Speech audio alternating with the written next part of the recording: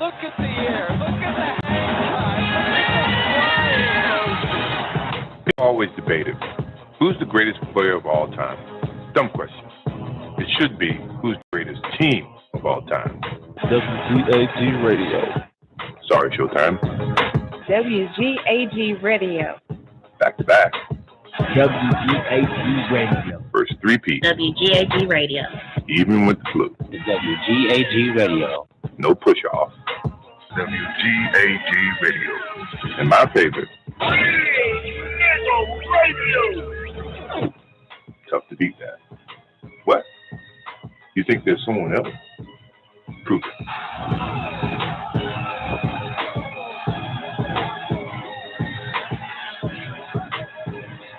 Look at the air. Look at the hang time. So what happens is they saw that whole episode of Genesis as a fully Caucasian thing. They didn't look at those as Nubian people. The ancient Egyptians saw all that, the whole Adam and Eve story, as the birth of a new race of people who had wars amongst themselves, and the tribe of Abel was born against the tribe of Cain, and Cain deceived him and did wrong by him, and it was supposed to be a fair battle, like if two men get into a ring and they're fighting a martial arts battle because they're supposed to represent their tribe, and like in a circle of iron, I cheat just because I want to win. And then when the referee says, take a break, I bite your ear off, right? And I start to cheat, and I think I should win. But that's Cain did not follow the laws of the order that they were trying to be initiated into, but they were being transformed into Elohims. And he never made it. He went the other direction. And Genesis chapter 4, from 24 to about 28, will tell you the whole story of how he was not respected and how he was transformed into the devil. Because it literally says that if you do the right thing, everything will be cool. But if you persist on violating the laws and going against the laws, then sin lies at the door, and unto you shall be his desire, and you shall rule over him. Meaning the devil will desire to lure you into his world.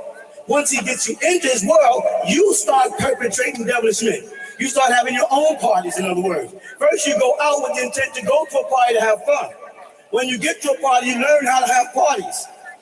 Then you're setting up the parties where people are coming to get drunk. So in ancient Egypt, they looked at that whole episode and set as Satuk, and how they worship Satuk, another group of people, and it was a totally different philosophy. When we get down to the Sumerian part of it, the Akkadian or cuneiform part of the doctrine, they're looking at it from the Mizraim chapter. And they're trying to say, if you go back to Genesis chapter 2, you'll find that Cush or Ethiopia is mentioned in the Bible before Genesis chapter 10, which means Cush is mentioned before Cush was born.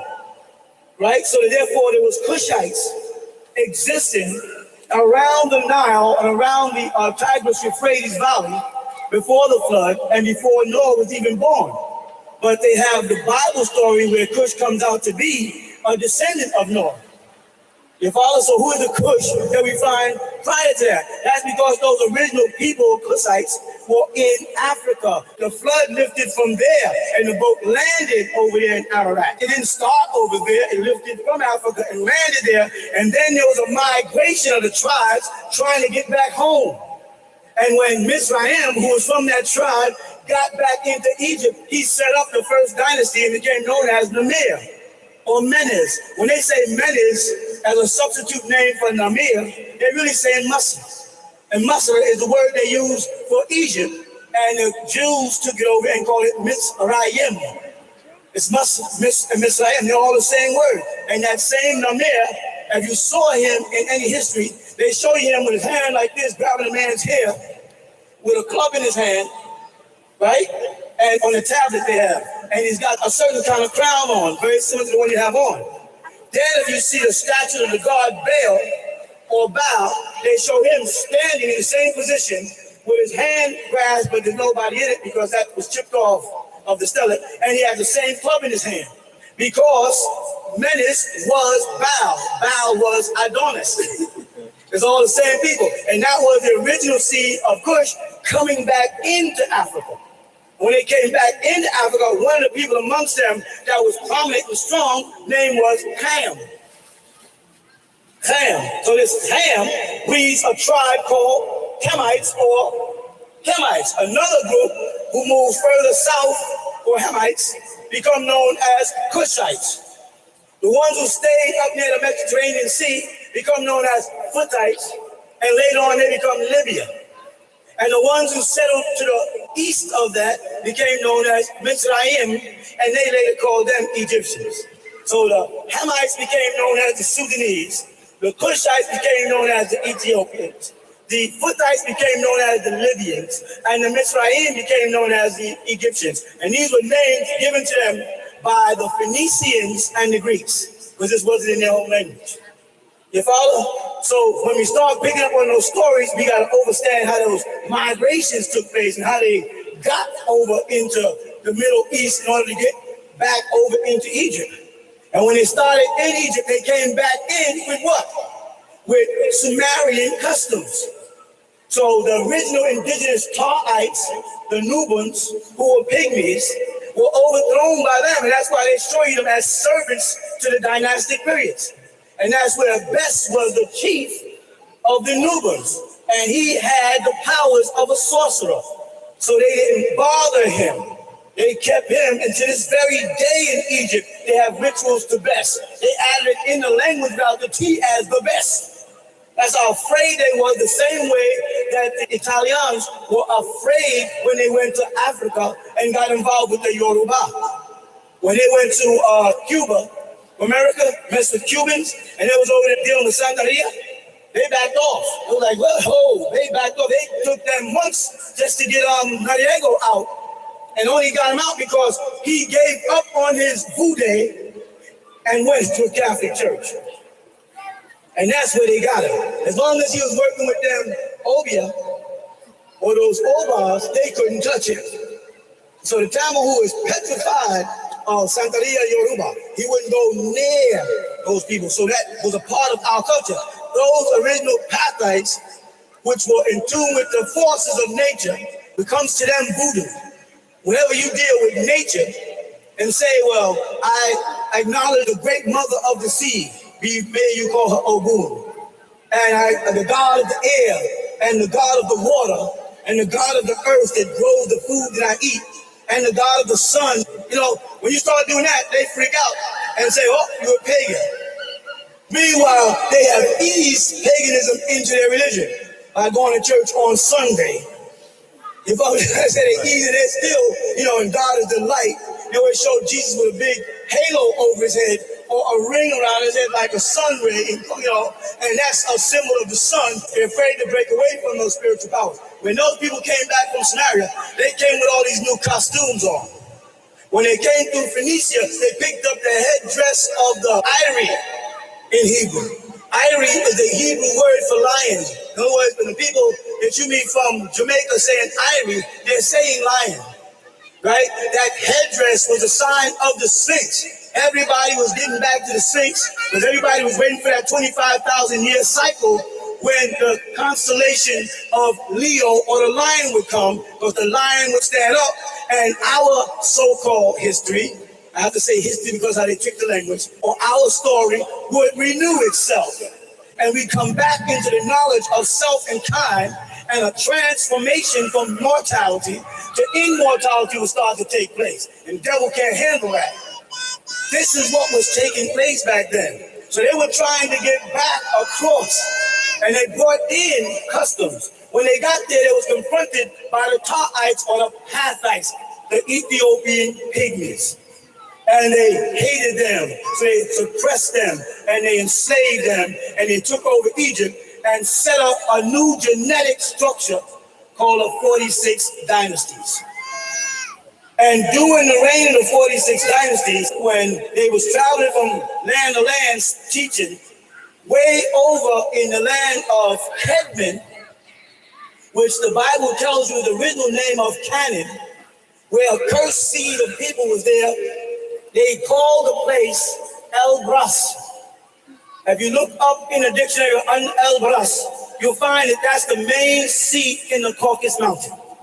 It's also the word Abras for leprosy in the scriptures.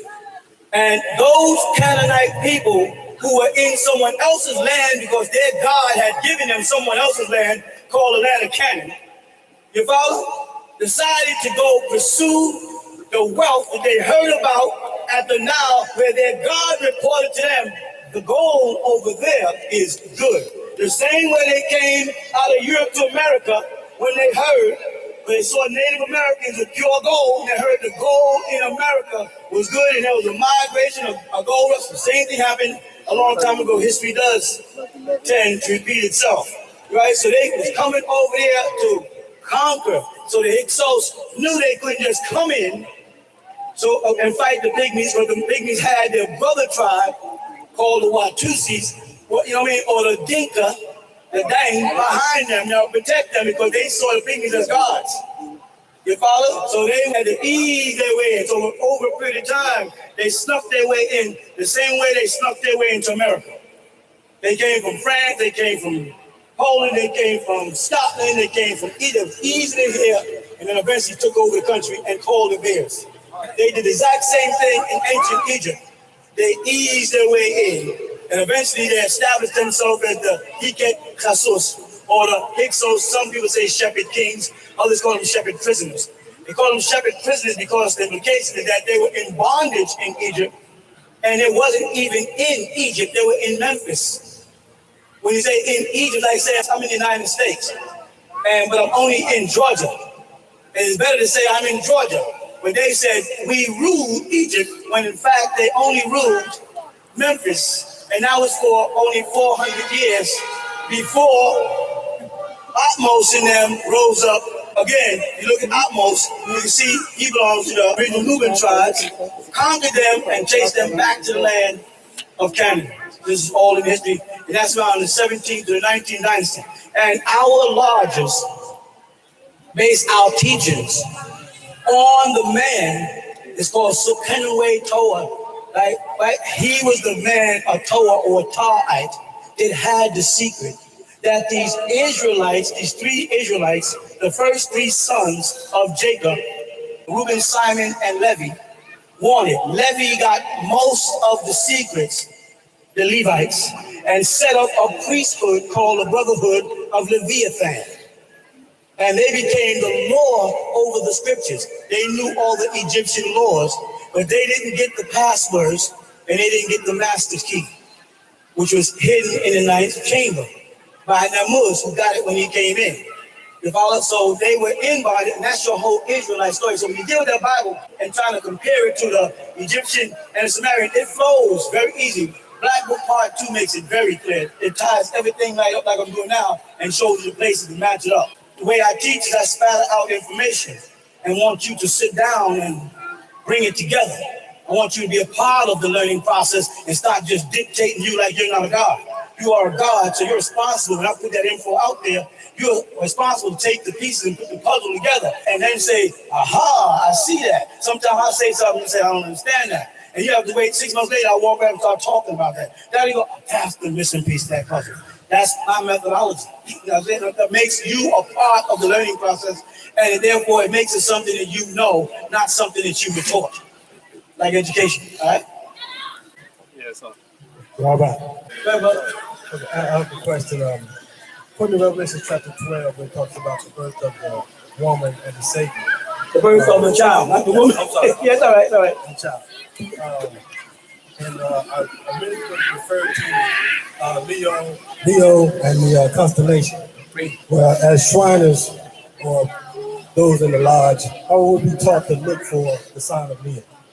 First of all, those signs. Shriners are not in lodges. Right? For those of us in the lodge, go ahead. And for the Shriners Right. in the temple, or whatever where they be, how would we taught to look for that sign? Or will we be taught, and how would we be taught? All right. What happened is the Europeans came in, a group of them, under Albert Pike and Madame Blavatsky.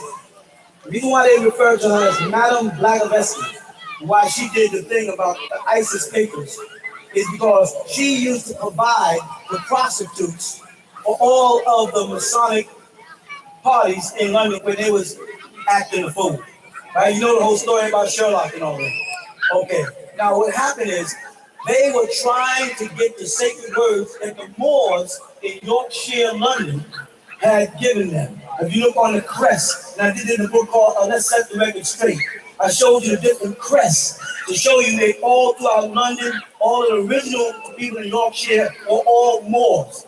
And I gave the crest to Scotland, and I showed you all of them were Moors. Then I gave you the ones to the Irish, where we use the word Mac, and I showed you they were Moors. So what happened, those indigenous people were being taught by a group of Moors who came up from Senegal all the way to Morocco and throughout Europe, and they were civilizing the devil, who was uncivilized, right? And what they were doing, as we were taught, we was like teaching them to swear off their actions and round out their deeds. In other words, we saw them, we looked at them as raw human beasts. And we had to say, straighten up, cut that straight. Straighten up, cut that straight. Straighten up, cut that straight. Straighten up. And we said, the only way we can keep them is to say, listen, we're going to take you into this brotherhood, and we're going to give you a couple of secrets of life. You understand? And I want you to abide by those secrets, and I don't want no trouble out y'all up in here. You know what I'm saying? I don't want to hear this out in the street. So the Moors started to teach these people, and it straightened them up, straightened up their posture. And they, man, you know what they became in London? They became the most intellectual of all Caucasians. You know that? In London, they got the highest degree of intelligence in all white people in all the planet. What do they call the place? Huh? Central Intelligence, what is it? Oxford University. Nope, not Oxford. Yeah. The government, it's owned by the government, come on. Scotland Yard. They got all the archives of all the sacred societies in the world there. And that was given to them by Moors. That's why they call it Scottish rights. But in London or in Britain, I get confused, they call it Scotland Yard. Yeah, you know where the yardstick is. You follow? So this is why they are keeping it there. Go back around. One of the things that they knew of in the teaching is that Jesus did not die on the cross. Not the one 2,000 years ago. They knew about the transformation of the nature of the man on the cross, and when he transformed from man to God, back to man, and then the ninth hour when he gave up his soul. Read the Bible and talk about the crucifixion of Jesus Christ. What most Christians miss is that there's a double portion taking place. When the man is on the cross, two things happen.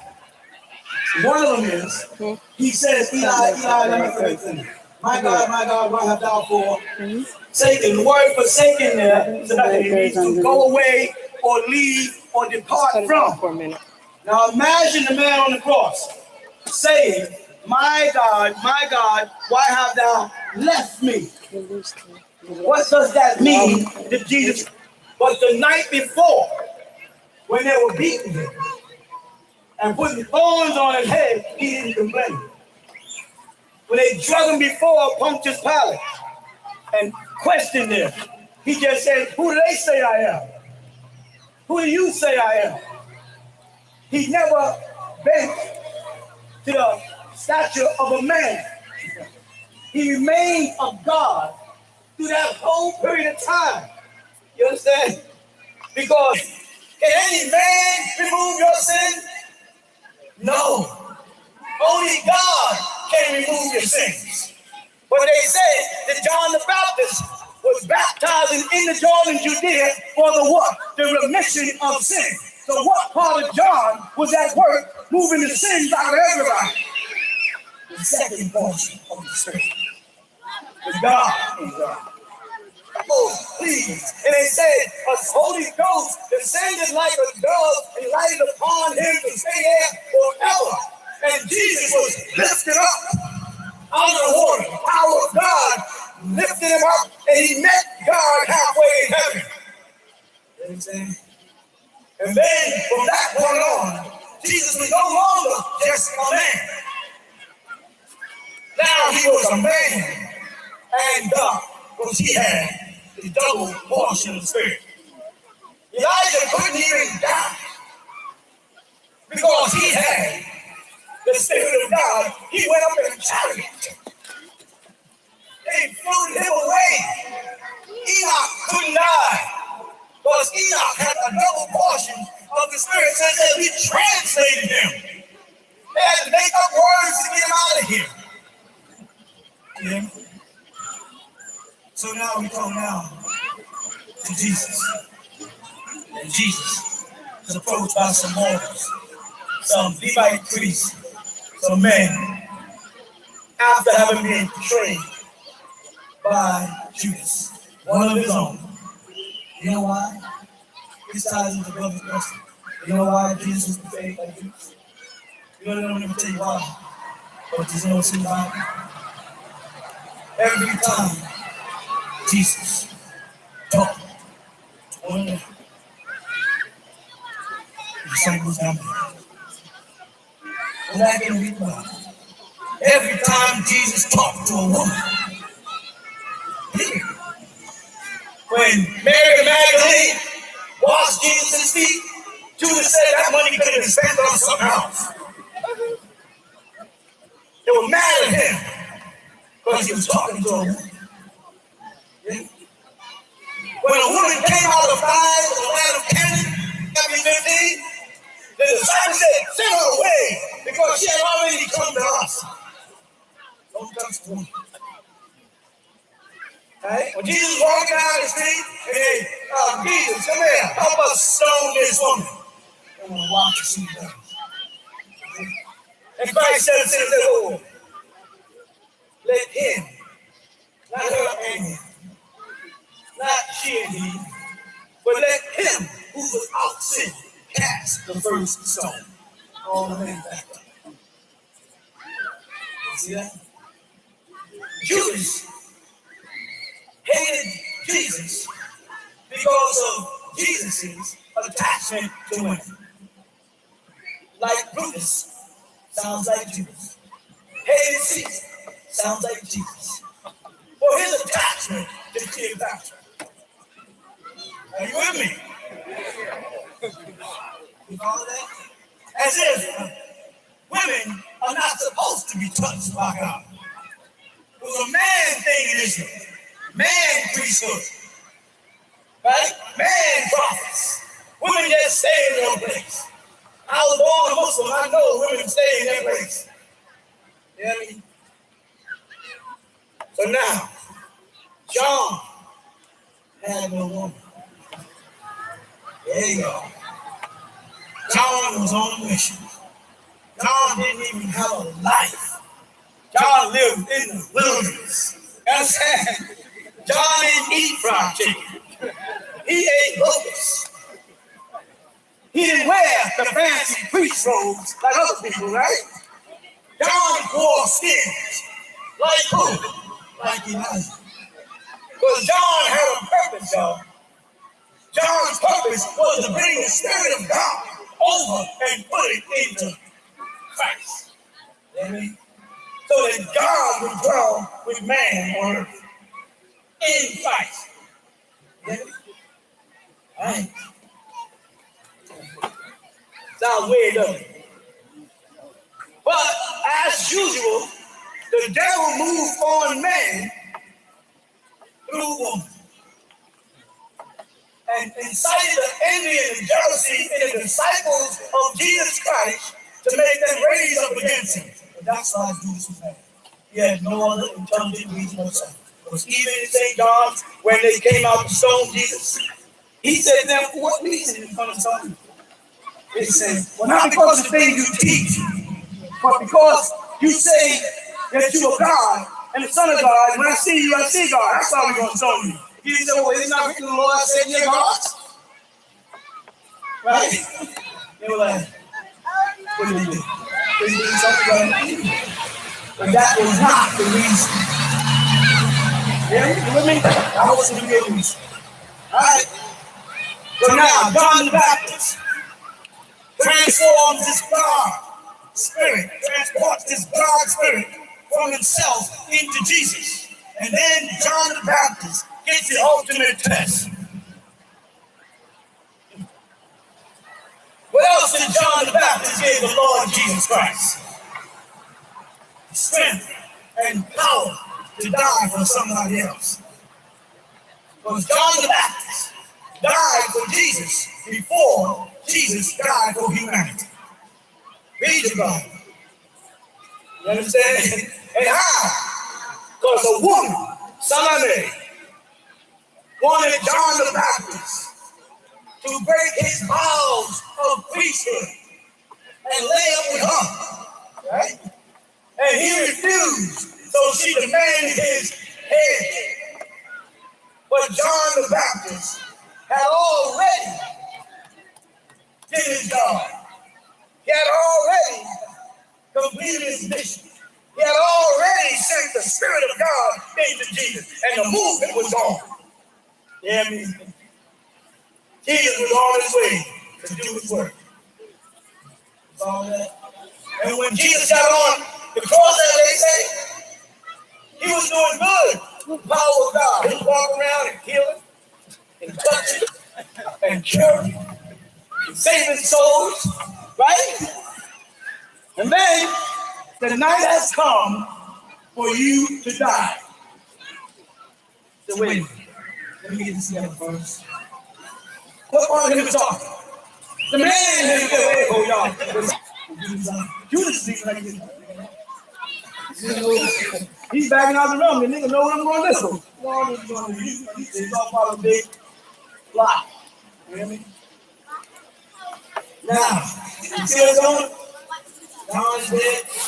Jesus got to go. Jesus didn't tell you the vision is established, the willingness to die for man's sin. You ready? So, let me go ahead and pray. Y'all sit there and wait. Some people are going to be coming here. They're going to try to do us a little bodily harm. But you know that we don't decide with the Negroes, right? All we got to do is read Acts chapter 13, verse 1, and it says the niggas. It says niggas in the right? Literally. They all knew what they do. They fell asleep. And Jesus had to go look at them and just go, man, they were there. He said, let me go a little further. He don't want the distraction of their weaknesses. And fell on his face and said, oh, my Father. Now he's talking from here now. Oh, my Father, if it be possible, what? Not as I will, but that thou will be done. He got the assurance of something. But it wasn't not being crucified according to Acts 18. Yeah? Because he's still been at that cross. When he got on that cross, he went out there as God again. So he was having his experience. When he was weak, the devil must have saw him going to temple. So it was time when he was transformed. So he went for the Holy Ghost. He was strong in his faith in your belief. Nothing can stop you. Marching on the street. I'm ready to battle again. Boy, then 5 days when you saw me, I'm so tired. I don't know what else to fun. You took me a reefer. Shit, girl, yeah. You know what I mean? It drifts all away from you. Then you bust, you bump your brother, you say, well, brother, you know, boom, remember that? Boom. Yes, let's go. Let's go do it. You learn to forget with the Spirit. I'm ready. Jesus had it too. Now it happens. Picture later on. See what the understanding. Okay. Not my Father no more, our Father who art in heaven, but now it's my God. My God. Why have you left? At that point, God is gone. Out of Jesus. He's a man on the cross. He says, I'm thirsty. God can't get thirsty because God creates one. Right and wrong. This man said, I'm thirsty. Come on. And when they reach the 9th hour, the hour of birth, a transformation takes place. He there declared, it is over. Like, already. The suffering, the passion, the pain, it is over. He says, under your hands, I send, say it again, not your soul back to you. I'm sending you now, God, my spirit. You already took your spirit and I'm going with it back to heaven. Now I'm stuck down here with my spirit. And man, I'm suffering for 9 hours. But why was it necessary when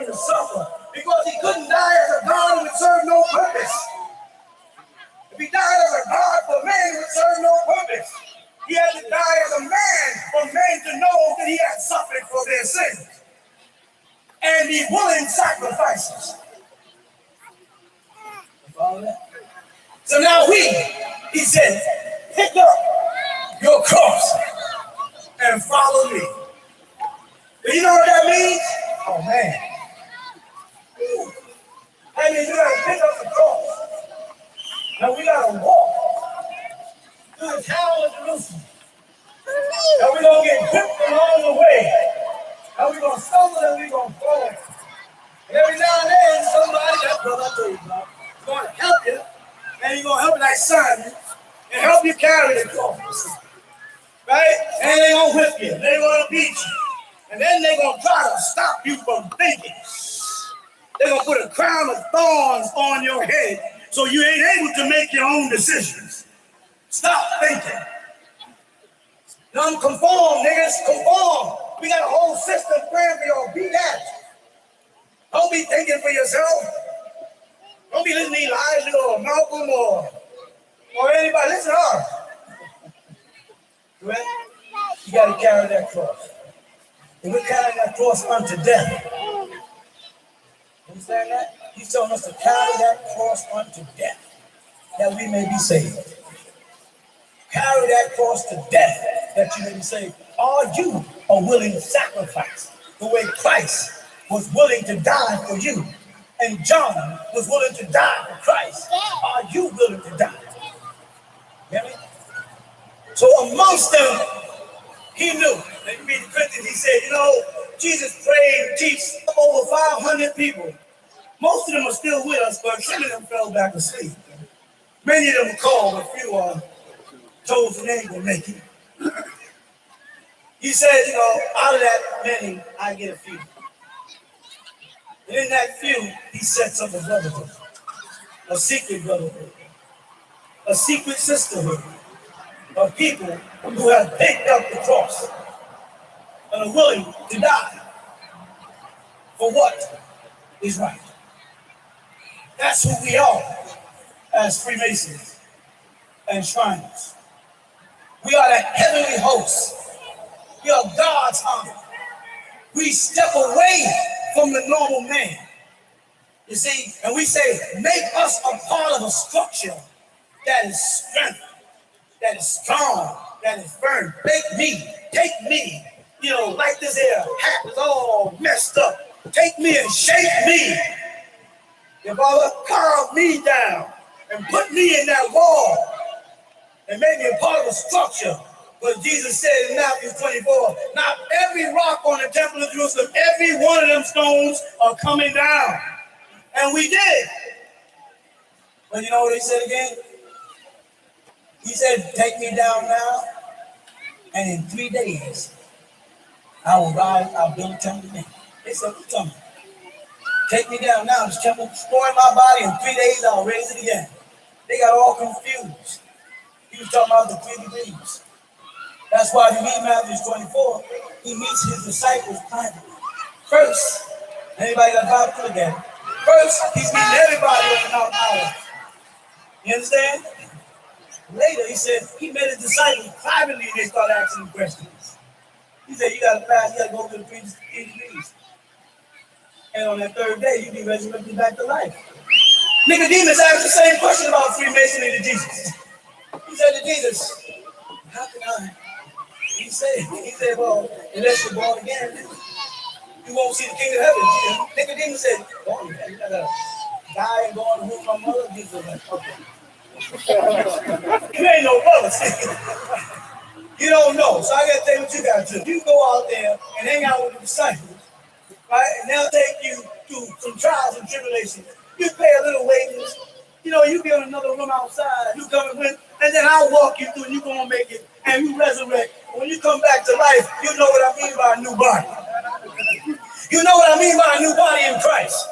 Because a Freemason is a new body in Christ. Because he has given up manhood for Christhood. You follow that? And the Shriner bears a sword of power that we will be there for the second coming by the Christians and the Muslims and the first coming by the Jews. We don't care which one of them are right about if it's his second coming, as El Messiah, or Hamashiach. We don't care about the words. All we know is that when we got past Mark and got through Matthew and saw the life of a man who came to earth and became a God, then we knew he said, what? There's many things I have to say unto you, however, you cannot bear them yet. So I'm going to send somebody else. He's going to be a paraclete, a comforter, a mo'ezzah. In the book of Bananas, he's called Ahmed, found in songs. Right? He shall not speak of himself. Only that which he hears shall he speak. And he shall glorify my holy name. Hello? He'll be filled of the Holy Ghost. So was John the Baptist. Because John the Baptist was born the exact same way Christ was. Exact same way. Follow? Read about it. He had been born of the Holy Ghost. Jesus was born of the Holy Ghost. And Muhammad of Arabia was born of the Holy Ghost. Even if the Muslims today have perverted the teachings, because that was originally a Christian sect, Islam. Now they got Mohammedanism and a million different sects, and they all think they're right. The original teachings was Iqra bismi rabbika alladhi khalaq. That's the first thing that was said. Iqra, Iqra. Ya Muhammad, Iqra. Read.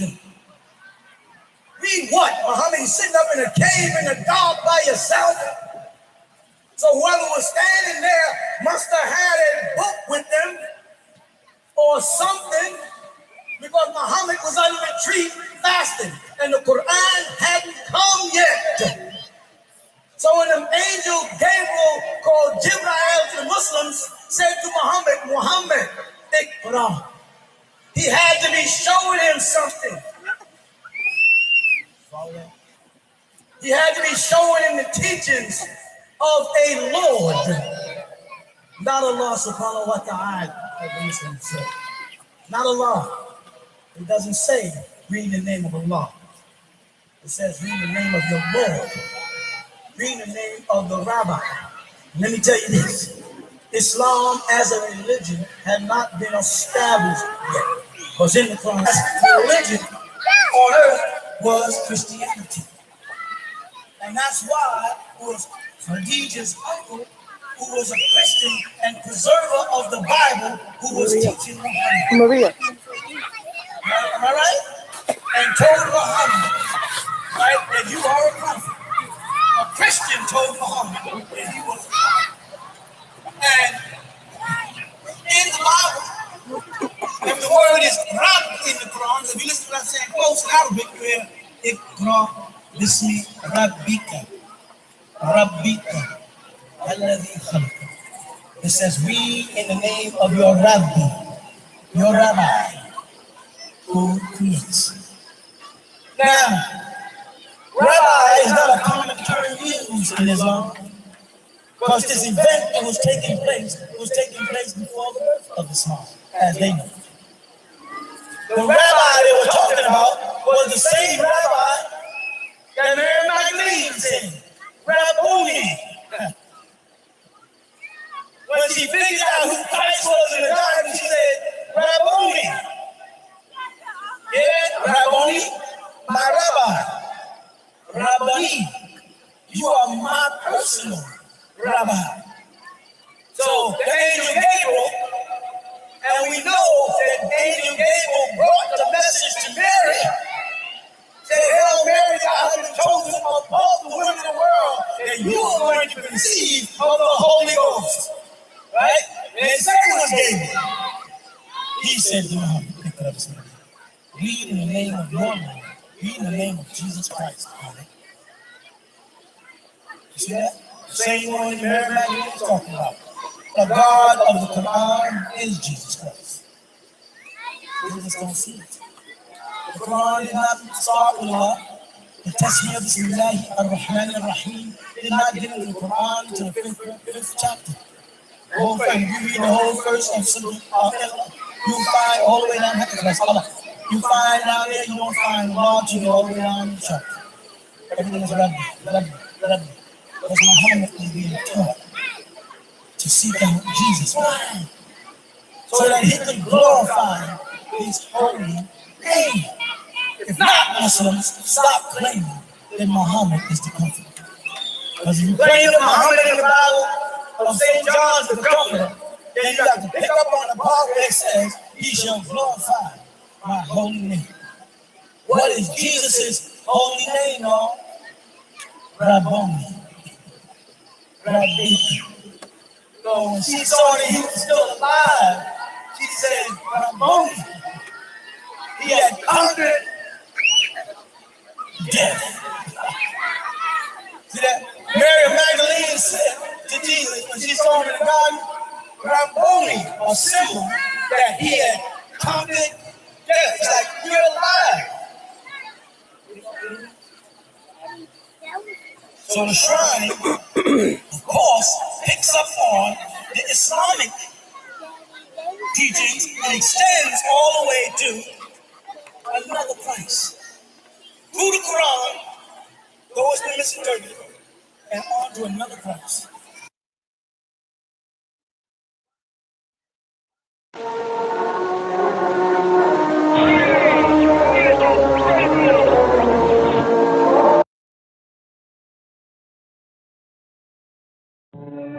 نشهد أن لا إله إلا الله وحده لا شريك له الحمد لله رب العالمين الحمد لله الوالي الكريم وصلى الله على الأنبياء أجمعين والمسيح والمهدي والمجدد لمن مرسلين أما بعد.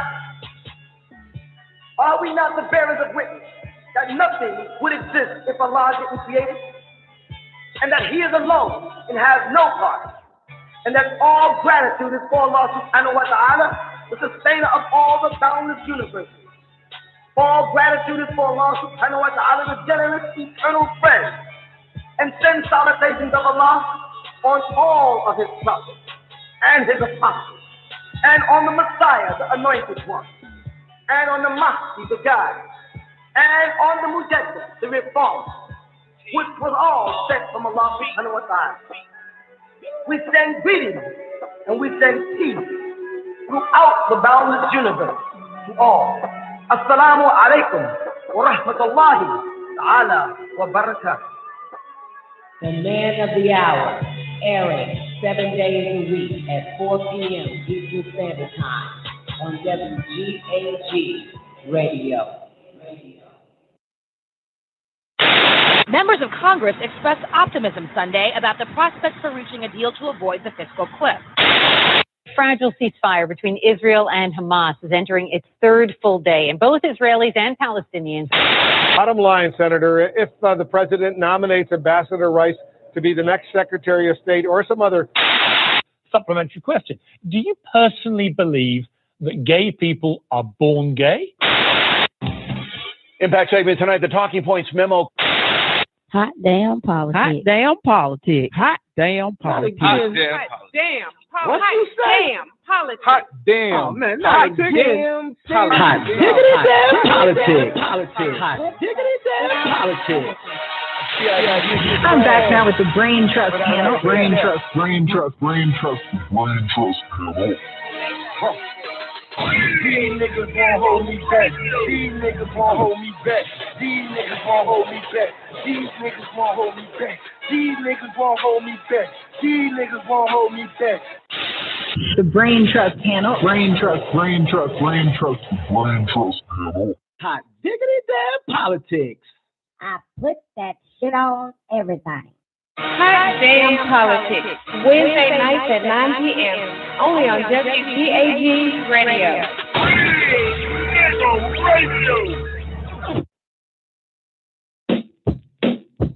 Yeah, it's your boy Jay Illa, and when I ain't here banging out these amazing beats, I'm cooling with my peeps at the Nicoleone after party. Come through and chat it up with us anytime. Meet up with the Brain Trust. Come listen to some good music. Get caught up in some good conversation. You may even catch a building session from time to time. Learn something new. Get yourself inspired. What you gotta do, you have to go to www.paltalk.com. Search Don Nicoleone the after party, and there you are. And here we go.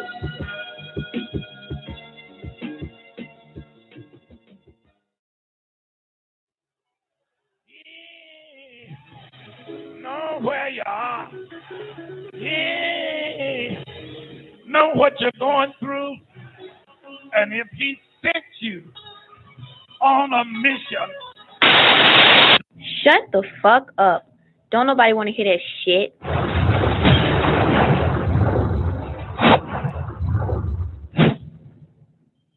You already know what it is. WGAG Radio, in association with the Sublime Oracles, presents another Don Nicoleone production, Out of the Mouths of Babes.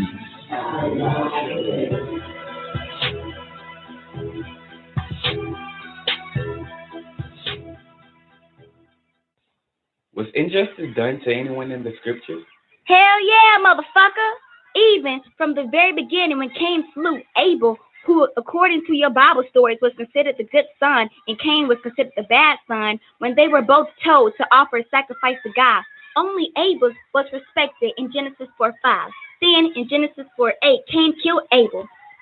What did God do for Abel when this injustice was done to him? And Abel was righteous, right? What did God do for Abel? God ain't do shit for Abel. He helped Cain when he was afraid that he would be killed when he was sent to the outer field. So what about Noah? I know God didn't do Noah wrong. Bullshit. Noah was a just man, and he was a perfect man in his generation. He walked with God, as stated in Genesis 6:9. God told him to build an ark in the middle of the desert, making him the subject of laughter and ridicule. And what's so fucked up about it, he had to leave his wife and his son to drown in the motherfucking flood. According to the Islamic story, that's what the Muslims believe. And after the flood was over, Noah planted a vineyard and got drunk. Then his son Ham looked at him naked, which resulted in the grandson Canaan and his seed being cursed. Now you tell me, what did God do for Noah? And this shit about to get better too, because I'm finna talk about Abraham. Hagar was the wife of Abraham and the daughter of Imhotep, who was known as the father of chemistry. Hagar was given as a gift to Abraham. Sarah, his first wife, was barren because of the operation given to her by the Pharaoh's wives when she and Abraham journeyed to Egypt, so she could not give birth to a child and take over Egypt. However, she became jealous after Hagar bore their first son, Ishmael. God opened Sarah's womb and she had Isaac. Ill feelings stirred, and Hagar was removed from the household and sent wandering in the desert with her child. Couldn't God have just opened Sarah's wound in the beginning to avoid envy and jealousy and Hagar being cast out, having Abraham to make the grave decision of his son's life once again? Now you tell me, what did God do for them? Now I got another one for you. Dinah, the daughter of Leah and Jacob, was raped by her wife in Genesis chapter 34 because he saw her and wanted her. This resulted in her brother seeking revenge, committing murder, all of the males of the Hivite tribe. What did God do for them? Not a goddamn thing. Let me tell you about Moses. Moses' mother had to abandon him as a baby to save his life. Through the whole book of Exodus, Moses had to keep going back and forth to the Pharaoh who was stubborn and wouldn't listen. Moses and children of Israel were subjected to plagues such as lice, flies, and frogs. Then they were still wandering around in the wilderness for 40 fucking years for a promise. Some never even seen the promised land along with Moses, who never made it to this land of milk and honey, which later suffered a famine. What did God do for them? And where was God for David? David cries all through the goddamn book of Psalms. He prays to God to rescue him in chapter 35. He prays for help in chapter 40. He asks for protection in chapter 44. And in chapter 69, he cries of distress. Where was God for David? And was God even there for Job? Hell motherfucking no. Job, who was perfect and upright in the sight, stayed away from evil and feared God. He had a nice family, servants, land, flocks, basically well off. First, Job's flocks was taken away. Then his servants was killed, some consumed by fire that broke out. A great wind knocked his house down and killed his brothers. And what did Job do? He fell to the ground and worshiped. Then after that, this perfect and upright man was stricken with boils from the sole of his feet to the top of his head. Not only that, His wife and friends ridiculed him. And what was God doing for Job? Damn, God, old dirty ass cracker. But what about Jeremiah? Jeremiah cried all through the goddamn book of Lamentations about the destruction and sorrows of Jerusalem and appealed to God for mercy. What did God do for them? Now let me tell you about John the Baptist, what God didn't do for this motherfucker. John the Baptist was a religious man who preached in the wilderness about the coming of Jesus Christ and also baptized him. What was God doing when John was sent to prison and beheaded? Now let me tell you what God didn't do for his own damn son. Jesus, who was the Son of God, taught people of the kingdom of God. He healed people, fed the hungry, turned water into wine, and raised people from the dead. First of all, Jesus was born in a manger, better known as a homeless shelter, because he had no place to stay. Then he was almost killed as an infant and had to flee, and that's in Matthew 1:14. And as an adult, he was ridiculed, slandered, beaten, spat on, tempted by the devil. That's in Matthew 4:1. Then you say he was crucified, stabbed, and executed on the cross. What did God do for his own son? As you can see, the world has been in constant turmoil since the very beginning. And God, Jehovah, Yahweh, Allah, or whatever name you choose to use, has given you nothing but unproven promises. Yet, the plight for the God-fearing or righteous is constantly getting worse. And you, the humble, obedient servant of the Lord, always says after something happens, thank you, God, he's still alive. Or it could have been worse. Everything happens for a reason. God knows what he's doing. If this God knows what he is doing, then why couldn't this God, who is all-knowing, all-powerful, and all-aware, just prevent it from happening, being the person you are of the righteous? The normal layman, the children, the old man, the woman, the poor, the sick, the hungry, the homeless, the floods, tornadoes, hurricanes, fires, the deformed, and I can go on and on and on. All these things that religious people should be exempt from. They still have funerals. They still have problems. They still have floods, earthquakes, and plane crashes. Yet, you reverends and Christians devote your life to Christ. You imams and Muslims devote your life to Muhammad. You rabbis and Jews who follow Moses, and you monks who follow Buddha, your prophets and apostles, the ones who have revelations and pray day and night, all suffered and have problems too. And you still have to take your hand and earn money to donate to Christian churches and have fundraisers without even asking why. God, why is the world in terrible state? Kids going to jail, joining gangs, getting killed, getting raped or molested by their own parents. Kids are practically deaf by the time they are teenagers, listening to extremely loud, rump-shaking music. Gospel is not appealing to them, but groups like Miley Cyrus, Eminem, Jay-Z, Lil Wayne, and Beyonce are. Why does God protect people like this? They are obviously influencing our society of us young kids. Why isn't God preventing them from becoming devil worshippers? Why isn't God helping them? God, why is there pain during childbirth? And why are there miscarriages or unexplained things such as crib death? God, why is there suffering before reward? God, why is there false messiahs and fake leaders and scriptures tampered with? God, why are children born deformed or born to parents who don't want them? So what is God doing for you?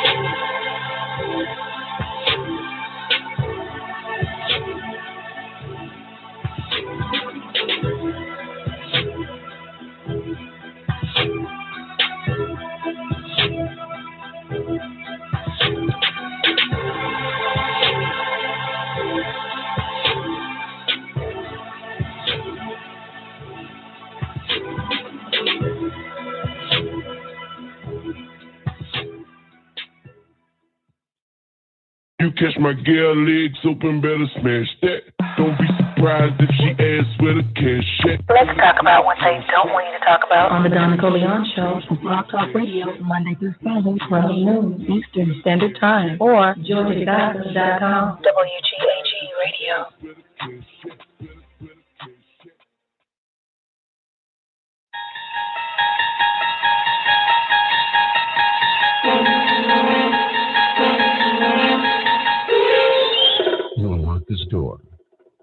sea of imagination. Beyond it is another dimension, a dimension of sound, a dimension of sight, a dimension of mind. You're moving into a land of both shadow and substance, of things and ideas. You've just crossed over into the Dawn Nicoleone Show. Oh, yeah. Y'all already know what time it is. The moment that you've been waiting for. The one that you've been waiting to hear. The one that calls the call, that calls the effect. Put your hands together for the baddest bitch in El Kuluwm. God, Nicoleone. Kuluwm, I'm in the love of the all, and all love is in me. I am a part of the all, and the all is a part of me. I am one with the all, and the all is one with me. I can succeed as a part of the all and fail as an individual. I can be all that I wish in the all, as long as my wish is to stay in the all. I'm never alone. The all is, I am. The all can, I can. The all does, I do. Kuluwm. Great day, everybody. Welcome to the Nicoleone Show. I hope y'all enjoyed that first 40-something minutes of the Don Nicoleone Show. I played the Masons, Shriners, and Jesus. I don't know if y'all was able to peep a lot of that shit Dr. York was saying, though, but yeah, maybe you did, maybe you didn't. Maybe you just, you know what I'm saying, brushing your teeth, washing your face, getting ready for the Don Nicoleone Show. Ain't no telling. But you already know how we do it, baby. Monday through Friday, 12 noon Eastern Standard Time on WGAG Radio. We also streaming live on Lockdown Radio again. That's the name of it, Lockdown Radio again. Don't forget to hit the bell button and subscribe, and you'll be notified when we go live over there on Lockdown Radio again. That's one word, too, for the record, man. Great day to everybody over there in the after party. Hope all is well with y'all. Special shout out to my man, Bingy D. Look at Bingy D. Well, you know when to come on in. But you know what, Bingy? You missed that first 40 minutes, man. You missed the first 40, I think about 40-some minutes, man. The Masons, the Shriners, and Jesus class. You know what I'm saying? That shit was really fucking good. I got to listen to it again and again. I will play it. Yep, I'm going to play it on the Man of the Hour. I sure the fuck am. When this show goes, I'll play it again so I can hear it again. It's really good, man. He talks about, you know what I'm saying, how it all happened over there in Europe. You know what I'm saying? You might, you know what I'm saying, might want to refresh your course on that, Mr. Binky. But great day to you. Great day, C9 him. Hope all is well with you, baby. Gotta show some LOVE to Miss Hudson. Miss Hudson about to give birth, man, to a WGAG radio baby. In a minute, man. Ain't you, Miss Hudson? In a minute. I done probably got about another week or two, boo. She about to give birth to a WGAG radio. We ain't had a WGAG radio baby in a long time. Been a long time we had a WGAG radio baby. That's the one right there. That one there's the one.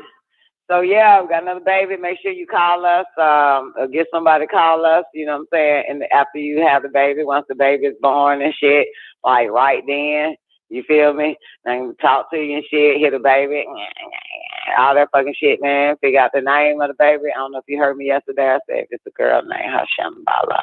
Oh, that shit's so fine. Name her Shambhala. Name her Shambhala, baby. Okay, anyway, great day, Oshun. Great day, Nefertiti, surviving the game. Hope all is well with you, baby. Everybody on the call lines, if you need the call-in number, the call-in number is 1-425-569-5274. Yeah, buddy. Not sure if y'all heard the news, though, but I know I played a little bit of it in the after party yesterday, but Polite, Michael Nowak, Brother Polite, was, damn, what's that shit called? Oh, that nigga was arrested and locked up, and this motherfucker was charged with rape That was real rape. You know what I'm saying? And child molestation of a 14-year-old girl. Okay. Did you hear about that, Bingy D? Anybody hear about that? Anybody heard about that? No? Yay? Maybe? Who knows? No? Okay, fine. Oh, well. Well, yeah, man. He tricked the bitch he was fucking with in Miami. We're in August. So it happened sometime, this is 18 days into August. So it happened sometime in July and shit, right? And, obviously, which I always say, you never let a nigga intervene with you and your damn daughter, but you bitches think y'all need to share your kids with these niggas. But that's your dumb ass. So-called the mother and daughter was having mother and daughter issues, right? So this old fuck-ass nigga tells her, the mom, who he so-called in a relationship with, let me spend some time with her. Let me spend some time with her and talk to her. Maybe I can, talk to her, to get her to, become one with you. I'm making these words up, but that's actually on the police report or some shit like that, right? So, this some shit right here. This is a motherfucker, right? So this old dumbass bitch, and mind you, they in Miami for a party and shit. So this had to be doing the Rolling Loud shit. You know what I'm saying? Had to be doing that time, and that was at probably the end of July, the Rolling Loud in Miami. All the celebrities and all the motherfuckers was there. So anyway, so he leaves. So this dumb bitch agrees that he can take her daughter out and talk to her and all this dumb ass shit. Leave her ass in the hotel. He takes the daughter and takes her to a party, now to a club. Unfortunately, that shit was over. So then he takes her to his hotel room, okay? And this is where the shit get wild. I'm gonna fuck it up now because my brain didn't want to fucking swallow this shit. So I'm about to fuck up whatever fucking happened in the hotel room because I didn't want to fucking remember that shit. So, in a nutshell,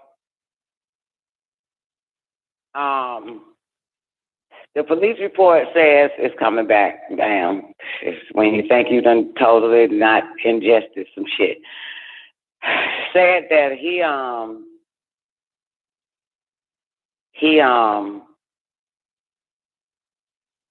tried to make her suck his dick. She refused. He gave her some drugs or something like that and knocked her out. And she don't remember anything, but yet she has bruises, all types of marks all around her mouth and her face and everything like that. He brings her home or to the hotel to where the dumbass mama was staying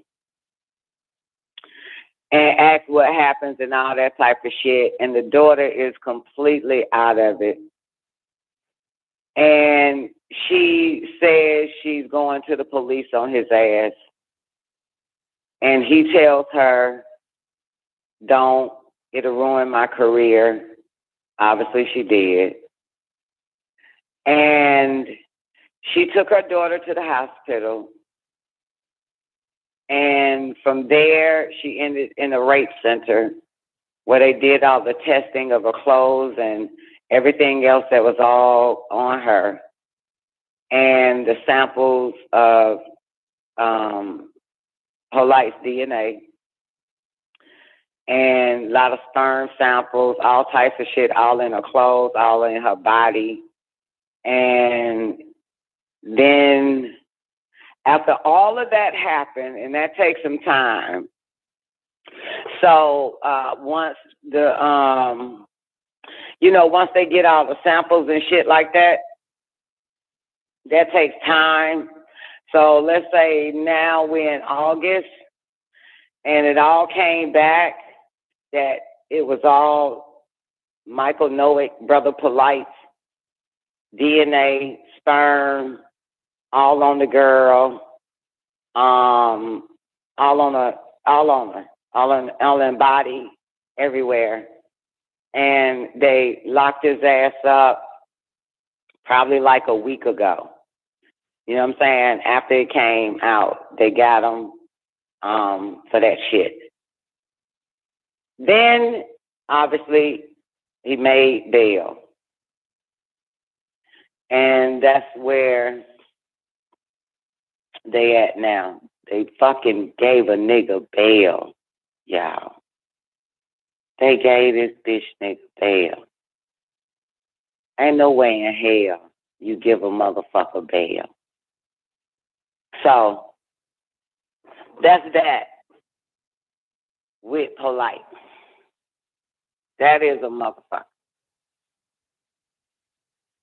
That's some shit that I don't even know how to, you know what I'm saying? All I get from this, you know what I'm saying? I think everybody was focused on Polite from the comments that I was reading and shit, like good for that nigga, all this other type of shit. But the moral of the story is you don't trust nan motherfucker with your children. You don't trust nan motherfucker with your sons or your goddamn daughters, especially your daughters. No, fuck it, especially all your children, male or female, even the gender confused fucking kids you got. You just don't trust them with no fucking body. That's the moral of the goddamn story. You know what I'm saying? So they kind of like, but in the police report, it did read that, it was mother and daughter issues because, she's a little young girl going off and going back and forth with her mom, and here this old fuck-ass nigga come in like he can fucking fix this situation by taking her and talking to her, and he ended up, taking advantage of her. You know what I'm saying? To the point he drugged her up and did all that fucking shit to her and shoved his private parts all in her. You don't trust these niggas, man. I don't understand what the fuck wrong with y'all dumb ass bro. I still don't get that shit. You don't trust these fucking niggas. You don't trust them. What up, Patrice? How you doing, baby? Tell them, Patrice. You know better. You don't trust these niggas, man. You don't trust them. I don't give a fuck. I don't give a fuck. You know what I'm saying? You got to protect your children. So, yeah, man. So, shit. Tell you something. I don't give a fuck how fucked up me and my children relationship are. Ain't nan nigga can fix it. So bad the fuck back. And probably the only reason why it's fucked up is because some nigga done came between the shit.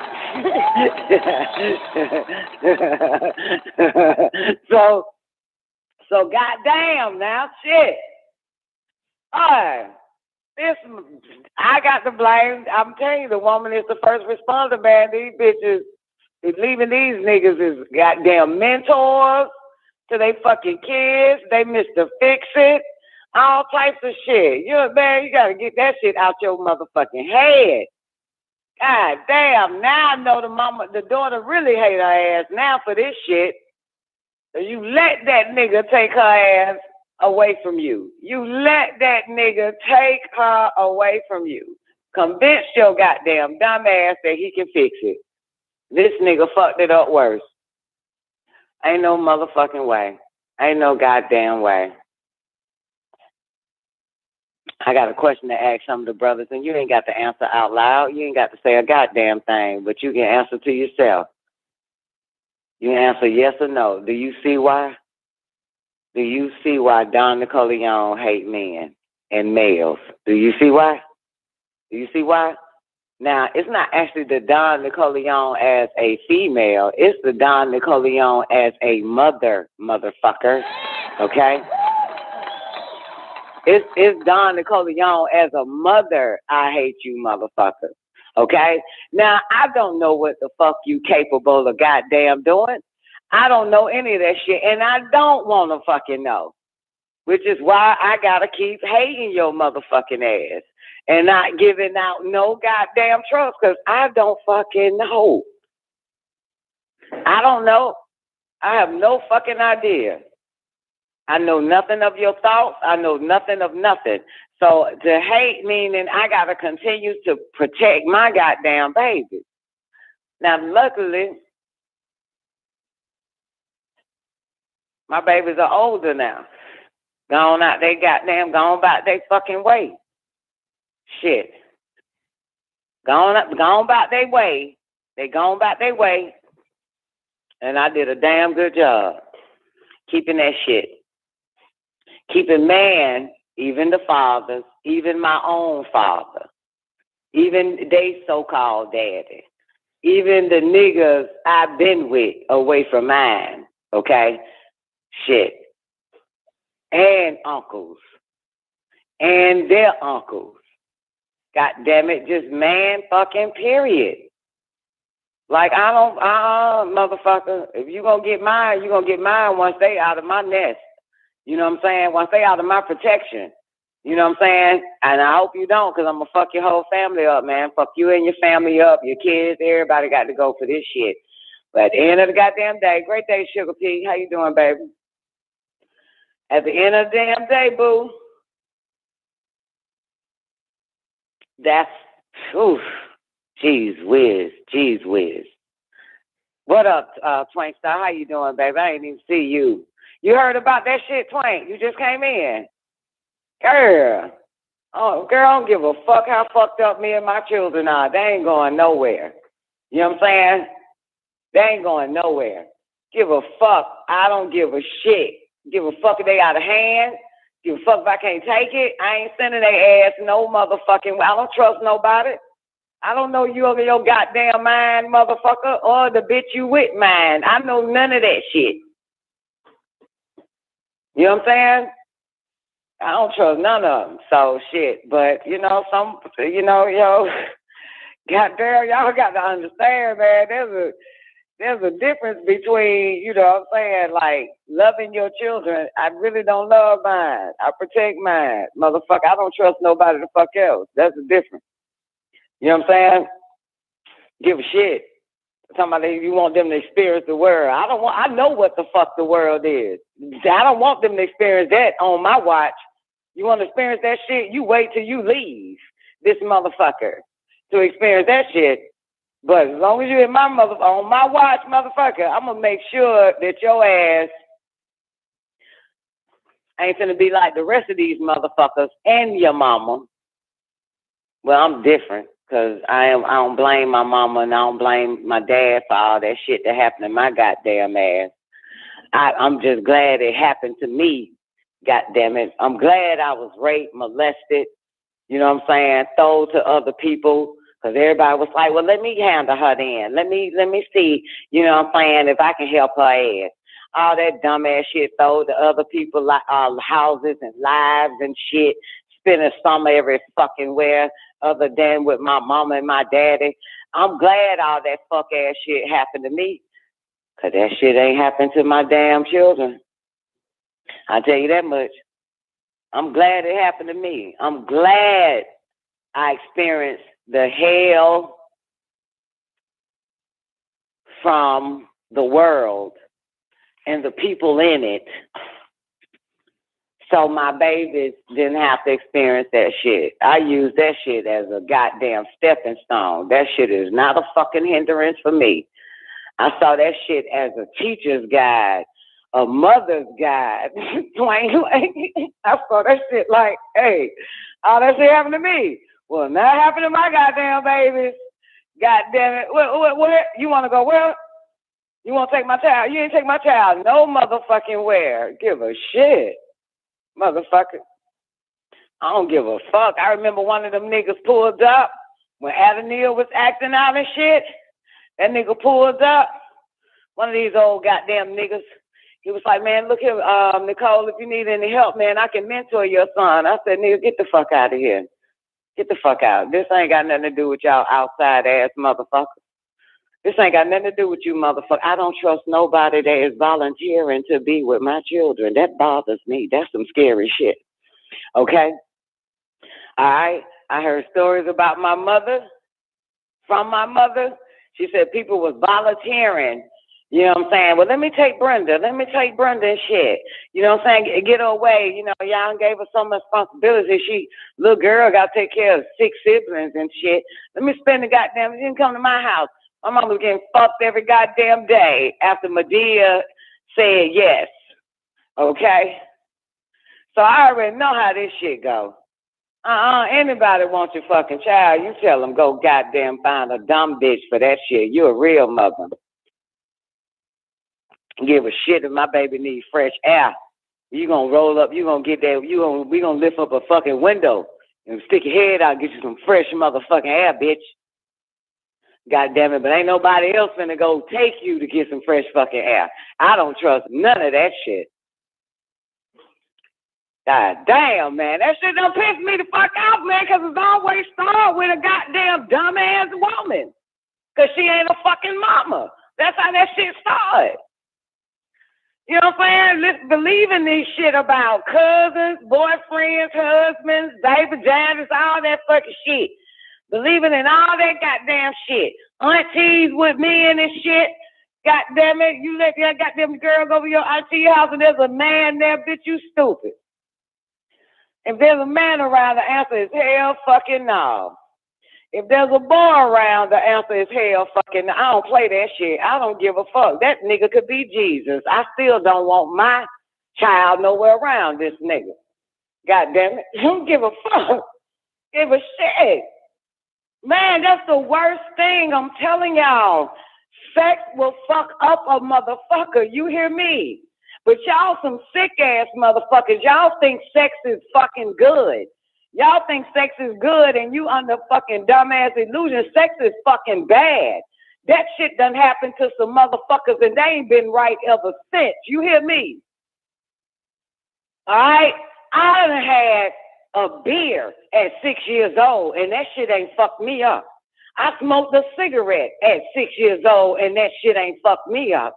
Okay? What fucked me up was getting fucked at 3 years old. What fucked me up was getting fucked at 4, 5, 6, 7, 8, 9, 10, 11, 12 years old. You hear me? That's what fucked me up. All right? I smoked my first reefer when I was 14 years old, and that shit ain't fucked me up. Okay? I had goddamn Cisco at 14, and that shit ain't fucked me up to the point where I ain't no good right now. Okay? None of that shit ain't fucked me up. First then, being fucked on, okay? That shit there will fuck up a motherfucker, okay? That shit is dangerous. That shit more dangerous than having your child on Ritalin and shit. Somebody doing that shit to your fucking baby, man, no matter how old the fuck it is. And guess what? It still fucks me up every time, goddamn it, I have sex. I still feel violated. Something still happens to me internally. I can smoke goddamn marijuana right now, don't feel no violation. You hear me? I can fucking drink some Hen and Coke right now and won't feel violated. You understand? That's different. You know what I'm saying? You feel what I'm saying, Twain? I can eat a bad fucking hamburger at McDonald's and won't feel fucking violated. It will not traumatize the hell out of my motherfucking ass. It won't bring back past ass pain and suffering and shit. And the smell of these sick ass motherfuckers won't do no shit like that. That's why you protect your fucking kids. You trying to protect your children from other children. You's a dummy for that. You're supposed to protect your children from these grown ass motherfuckers, even the one you with. That's what the fuck it is, goddammit. Now, it'd been different if she was found in a hotel with a 14-year-old boy and the mama was like, what the fuck, girl, you fucking boys? That's a little bit different. You know what I'm saying? That's a little bit different. Like, hey, yeah, mama, but shit, I feel bad because I got caught. That's a little bit different. But now, motherfucker, grown-ass nigga that's fucking your mama, grown-ass nigga, the fuck? A nasty nigga at that. And all men, even the man you with is fucking filthy. That's why you get you a little young boy. The girl's supposed to get with them younger boys, cause they ain't as filthy as the age of your baby daddy, bitch. They ain't as filthy. They dick cleaner. Shit. Got all them damn nasty women. Put it all in her daughter. All the nasty ass men and shit. Polite but ass fucking with. All in that little girl and shit. The fuck is that shit?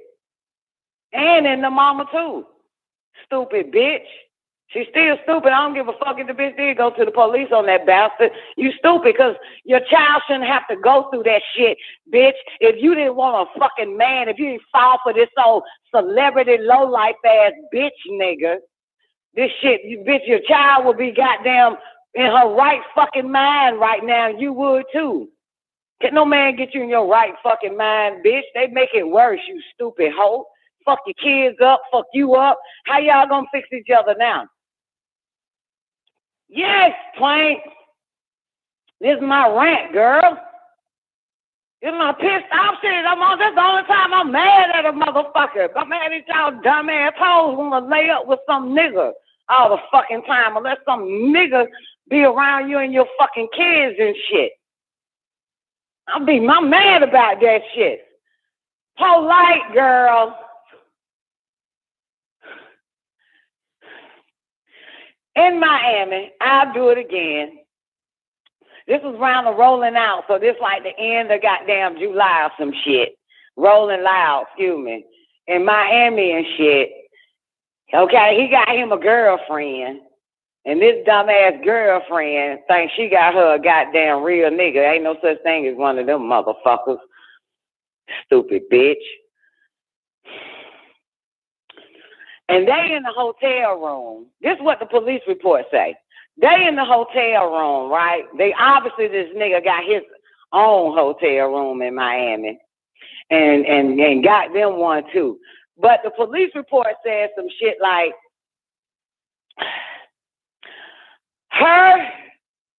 the mama and the daughter's about 14 years old. The mama and the daughter supposedly is having mama-daughter problems, okay, which is fucking natural. All right, y'all dumb assholes. Some natural ass shit that happens. And so here, this old Captain Save His Self ass nigga says to the mama, well, you know what? Since y'all got some problems and shit, let me take her and talk to her, you know what I'm saying, and get y'all relationship to be mended and shit like that, right? You know, you got me? You know, lecture to her. Let me mentor the little girl, talk to her and shit. So this dumbass bitch said, yeah. So Polite, this is what the police force say now. Polite and the 14-year-old daughter walks out of the hotel, leave the mama there, okay? And he takes her to a party, to a fucking club. Can't remember the name of the club in Miami and shit, right? Obviously, that party was over. So he takes her ass back to the hotel. Tells her, well, we'll just go back to tell the little girl, we'll go back to my hotel. And we'll just wait till the next party and shit. Now, mind you, he told the mama he was going to goddamn what? Fix it, because he Jesus. He going to fix it. He done took the girl to a little party, wasn't even there, it was over now. Now back to the hotel, to his hotel now. And that's when in the police report, they say some shit like, he told her to suck his dick.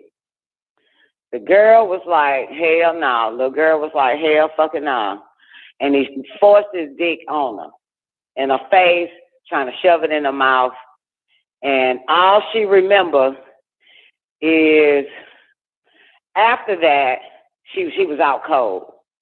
Okay? She was out cold. He brings her back to her mother, to the hotel. This is how man fix shit. Okay? That's why you don't trust these niggas for nothing. Give a fuck. Don't give a fuck if you got a righteous man in your fucking life. Bitch, you still don't trust him as long as you got fucking kids, okay? Don't give a fuck how this nigga done cast himself on your ass, projected himself that shit like this would never cross your fucking mind, you stupid bitch. You still had that shit in the front of your fucking mind, you stupid bitch. Goddamn now, shit. Give a fuck. So he brings her back. He brings her back to her mama at the hotel. Her mama see the girl damn near gone. Okay, barely could stand up, do all this shit. She barely, and see all these bruises around her mouth and clothes, told the fuck all types of shit. This nigga gonna bring the bitch back like that, okay?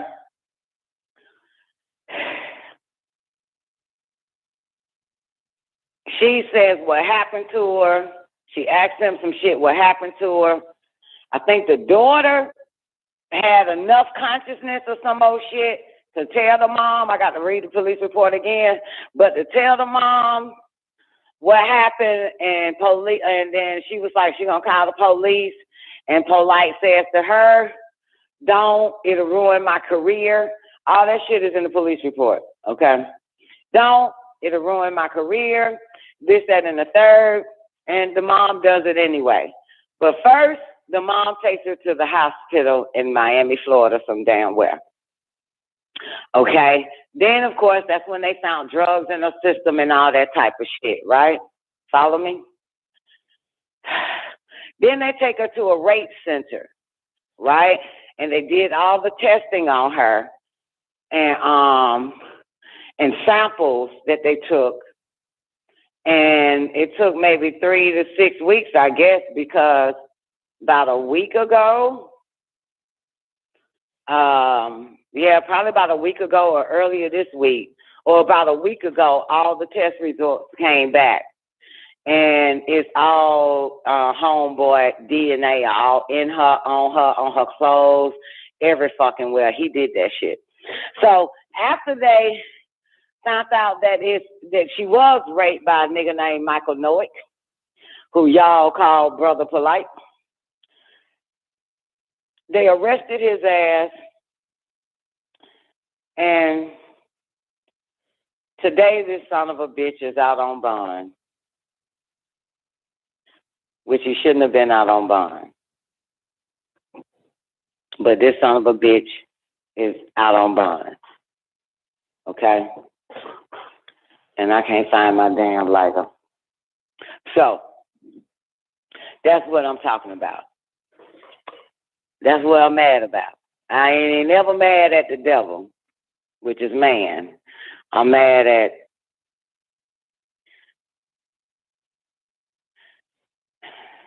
these fake ass mamas. I'm mad at y'all wannabe mamas. I'm mad at y'all. I'm always mad at you wannabe mamas. You know what I'm saying? Because you always let the nigga come between that shit. No matter how you do it, but no matter how he does it, but he does it. I'm mad at these wannabe ass mamas, man. You don't know what you want to be. You know what I'm saying? And I mean that's how they get it. You know what I'm saying? That's what the fuck happened. And I don't know why bitches. I don't want shit like that to happen. That's why I don't deny that happen. That's the difference. I don't deny when shit happens to somebody's child. I don't deny it. Like, well, I'm glad I ain't got no niggas like that in my life. I don't deny it. My mother's senses kicks in harder. And I keep an eye on the nigga around my children. You hear me? And the multiple men around my children, I keep an eye on them motherfuckers. You hear me? I would never, ever, ever leave a man with my children. Okay? 14 is a motherfucker. You hear me? 14 is a motherfucker. 13 is a motherfucker. 15 is a motherfucker. 12 is a motherfucker. 10 is a motherfucker. 9 is a motherfucking years old. 8 years old. 3 years old. 2 years old. 2 months old. An infant. 1 day old is a motherfucker. You understand?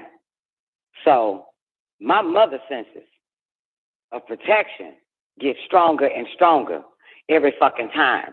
I don't look at the men in my life after I hear these stories and be like, well, I'm glad my daddy a good nigga. I'm glad my brothers and my son is a good nigga. I'm glad my goddamn baby daddy or the nigga I'm with is a good nigga. Bullshit. All of their ass stay suspects until I can get my children to the age where they are no longer fucking kids. Okay? No longer a teenager. All right? That's my mission. Where they no longer in my house. In my life. My mission is to protect them from that shit. Okay? From all men. All right? And all bitches with men. That is my mission. Okay? Till they are able to motherfucking get a car, get a goddamn, you feel what I'm saying? But as long as if I still got to tell them to make their bed up, that means I got to protect their ass. You hear me? So I don't deny that shit, Miss Hudson. I don't look at nan nigga like the shit won't happen in my life because you have convinced me you don't do no shit like that. You got me fucked up. Every man is suspect until my children reach the age of 20-fucking-1. And when they bring me niggas, that nigga still suspect. But that's your choosing. But everything I allow in your life is my choosing. So I have to protect you. So nothing can convince me that they are pure. Man can never convince me of that. Not watching all this shit. Not experiencing what, like the shit my mama said she went through. You know what I'm saying? With cousins, with grown-ass men raping her at 14 years old. That was my mom, her mother's and father's friends and shit. I mean, I take heed to shit like that, motherfucker. So, yeah. By this time, I have male friends. You know what I'm saying? You think I trust these niggas with my babies? You think I'm gonna let this nigga convince me that goddamn he can mend a relationship or some shit? Male friends now. Okay? I have to protect my daughters. And, well, yeah, my daughters and my son too when it comes to that, because that's no recovering. That is no recovering from that. Everybody can't recover from that. I recover from it because I am a mother. And it taught me that the only reason why this shit be happening to children is because there is no mother. They don't have a mother. They have a bitch in their fucking life that is careless. Okay? And naive. Been tricked. Okay? Been fucking tricked. Been beguiled. Man has beguiled the bitch and tricked the bitch. So she's no longer a fucking mama. And this is how they get the children. I learned that. You know what I'm saying? I ain't heard not man bitch other than me ever say, I made an intelligent decision to be a mama. Because first, I was just a girl with a child. A girl with 2 children. Till you know, when you sit by yourself and you still have these questions, why these things happen to you? So I was sitting one day by myself a long, long time ago. Like 20, 21, 20, or some old shit. And it took me back to everything that happened to me when I was a little girl. And that was the question, like, why does this happen? Not blaming my mom, my dad, or whoever the fuck, but because mind you, I'm in right knowledge. Question leads to fucking facts. So I'm in right knowledge, and I'm just questioning, why did this shit fucking happen to me? What am I? And by this time, Plank, I got my hope to the stone books, and there was one thing that the stone said, you know what I'm saying, to how you use the stone. So I use it in all aspects. And it says you don't ask like, is you gonna be rich, or you don't ask questions like that. You ask, what do I need to learn from this? And I know you heard Don Nicoleone teach y'all that shit, right? What am I to learn from this? So by the time I start fucking with them stones at 2021, I will ask that. What am I to learn from what happened to me? What am I to learn from that, right? Now, mind you, I got probably a 3-year-old and an 8-month-old or some old shit at that time, both girls. And next thing I know, boom, I done fucking traveled to the time machine of the 1970s. I was born in 76. I wasn't even out of the 70s yet when this shit started happening. It wasn't even 80 yet. And it started showing me all that shit. And started showing me how my mom would drop me off at a friend's house who had a son that was around my brother's age, maybe 8, 10 years older than me and shit. Started showing me this careless shit of mother. You know what I'm saying?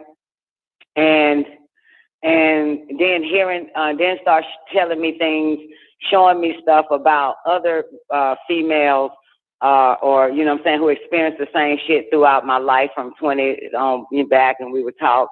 And then I heard a voice start showing me shit. And I remember my baby's bodies appeared back in the living room because I was gone. And they was there, and then it took me back to right then at that moment. And I'm looking at my children, and it says, so that you can protect yours. So you can protect yours. That's why. That's the answer. What you need to learn, why did it go, why you had to go through that, baby? So that you can protect yours. Now, like all people, everybody swear their children are special. Your kids ain't fucking special, bitch. Your kids ain't shit. Because special really means they're so special. You keep both eyes on them.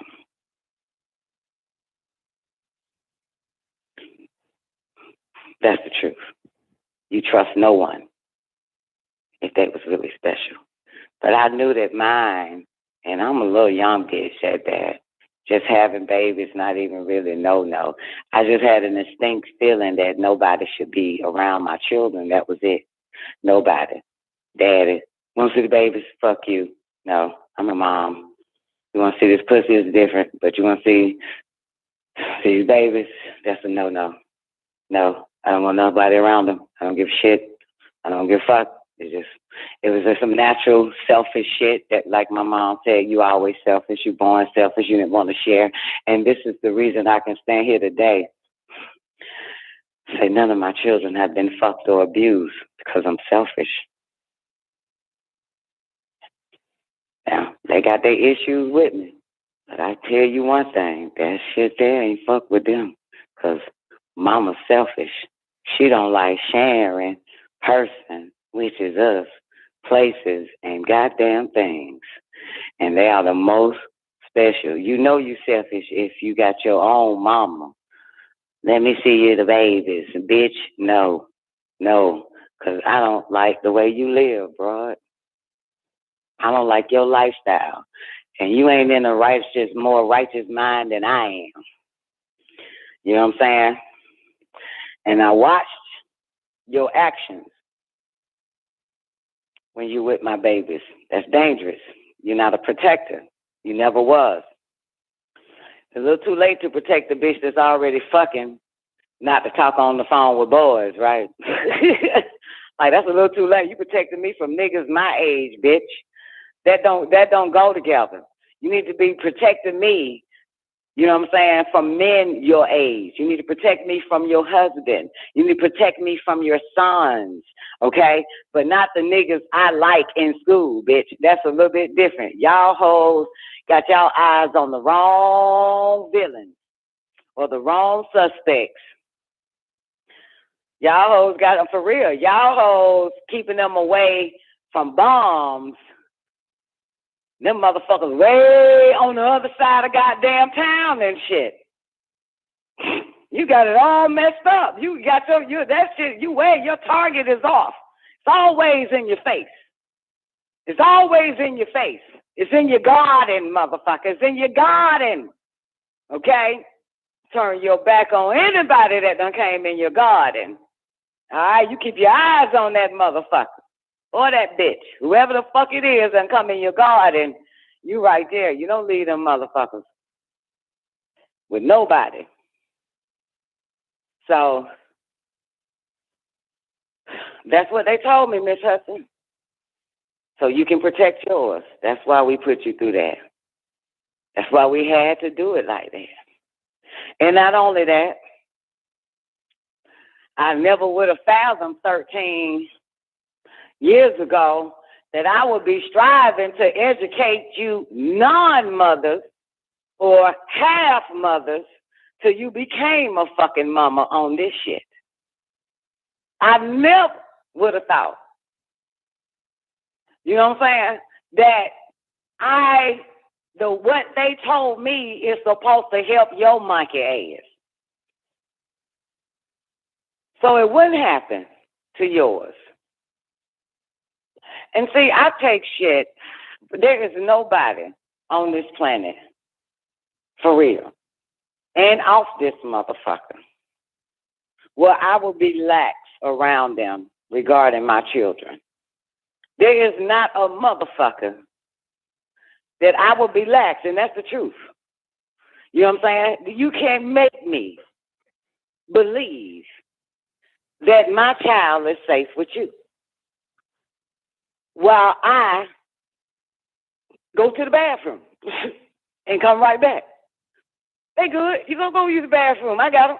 I'm like, it's that shit. Like, you cannot convince me of that shit. I don't give a shit. Something small like that. Something just 5 minutes away. 5 minutes, go piss and come right back. You can't. I'm sorry. There is not a motherfucker that can convince me that they're better than me. That's the point. There is not a motherfucker that can convince me that they're better than me when it comes to motherhood. You hear me? Not their daddies, not the grandmamas, not the grandfathers, not the uncles, not the aunts, not even a friend of mine, not even the nigga that's eating his pussy can convince me that they are better than me in motherhood. Where I drop my motherhood and trust you. Where I drop my mother instinct, my mother tuition, and you got me fucked. Ain't no motherfucker, you hear me? Not even on that damn land, Tamaray. You cannot convince me. Nobody can convince me. Make me trust their ass. I've never will, I've never have. Okay? Never have, never will. Nigga could be laying right up next to me, motherfucker. I still don't trust this nigga when it comes to my children. It don't fucking matter. Nigga can sit next to me watching TV. I still don't trust you when it comes to my children. It doesn't fucking matter. I don't trust nobody when it comes to my children. Okay? This is where, and I'm thankful because I didn't know I was selfish until my mom actually, told Doc a long time ago, Tara's selfish. She was born that way. She's been selfish for a very long time. Ever since she was a little girl, when she came out, she's been selfish. She's very selfish. I didn't even know that. Sometimes you just think, you know what I'm saying? It's you know what selfish is? Protection. They want to call it selfish, but it's really protection. Think about it. You don't want nobody to drive your car because you're protecting your car. You don't want nobody wearing your fucking shoes because you're protecting your fucking shoes. You understand? You are really protecting. You don't want nobody with your children because you are protecting your children. You know what I'm saying? Really, selfish is protection. You're protecting that which belongs to you. You know what I'm saying? No matter what it is. It could be a place, a person, or a fucking thing. You are fucking selfishly protecting that motherfucker. No matter what it is. But they call it selfish. You know what I'm saying? They call it selfish, but that shit is protection. You know what I'm saying? I want you fucking up my shit. You know what I'm saying? I remember I took all the dishes out of the kitchen. The pots and pans and shit, Miss Hudson. Because I ain't want this bitch in my kitchen no more, my brother's wife. I had to been like 22 years old. So I took that shit out, took everything out the fucking kitchen, put it in my fucking room, right? So the hoe can stay out my kitchen. Because I'm protecting my kitchen. And I'm protecting my pots, bitch. You don't know how to care for shit. That's my shit. So they got word. You know what I'm saying? My brother got mad and told on me. I'm a grown-ass bitch, though. I don't give a fuck. And told my mom and dad on my ass how I did his goddamn dumbass wife and shit. And she had children at the house, too. She was staying with me for a minute. I don't give a fuck. Fuck you and your fucking kids. Bitch, you ain't coming in my kitchen no more. Okay? So then I told, word went around, that bitch is selfish, you're treacherous, you're a dirty bitch. Yep, I'm going to be that because this is my shit. This is my shit. I'm protecting my shit. And I'm also protecting what? My nervous system.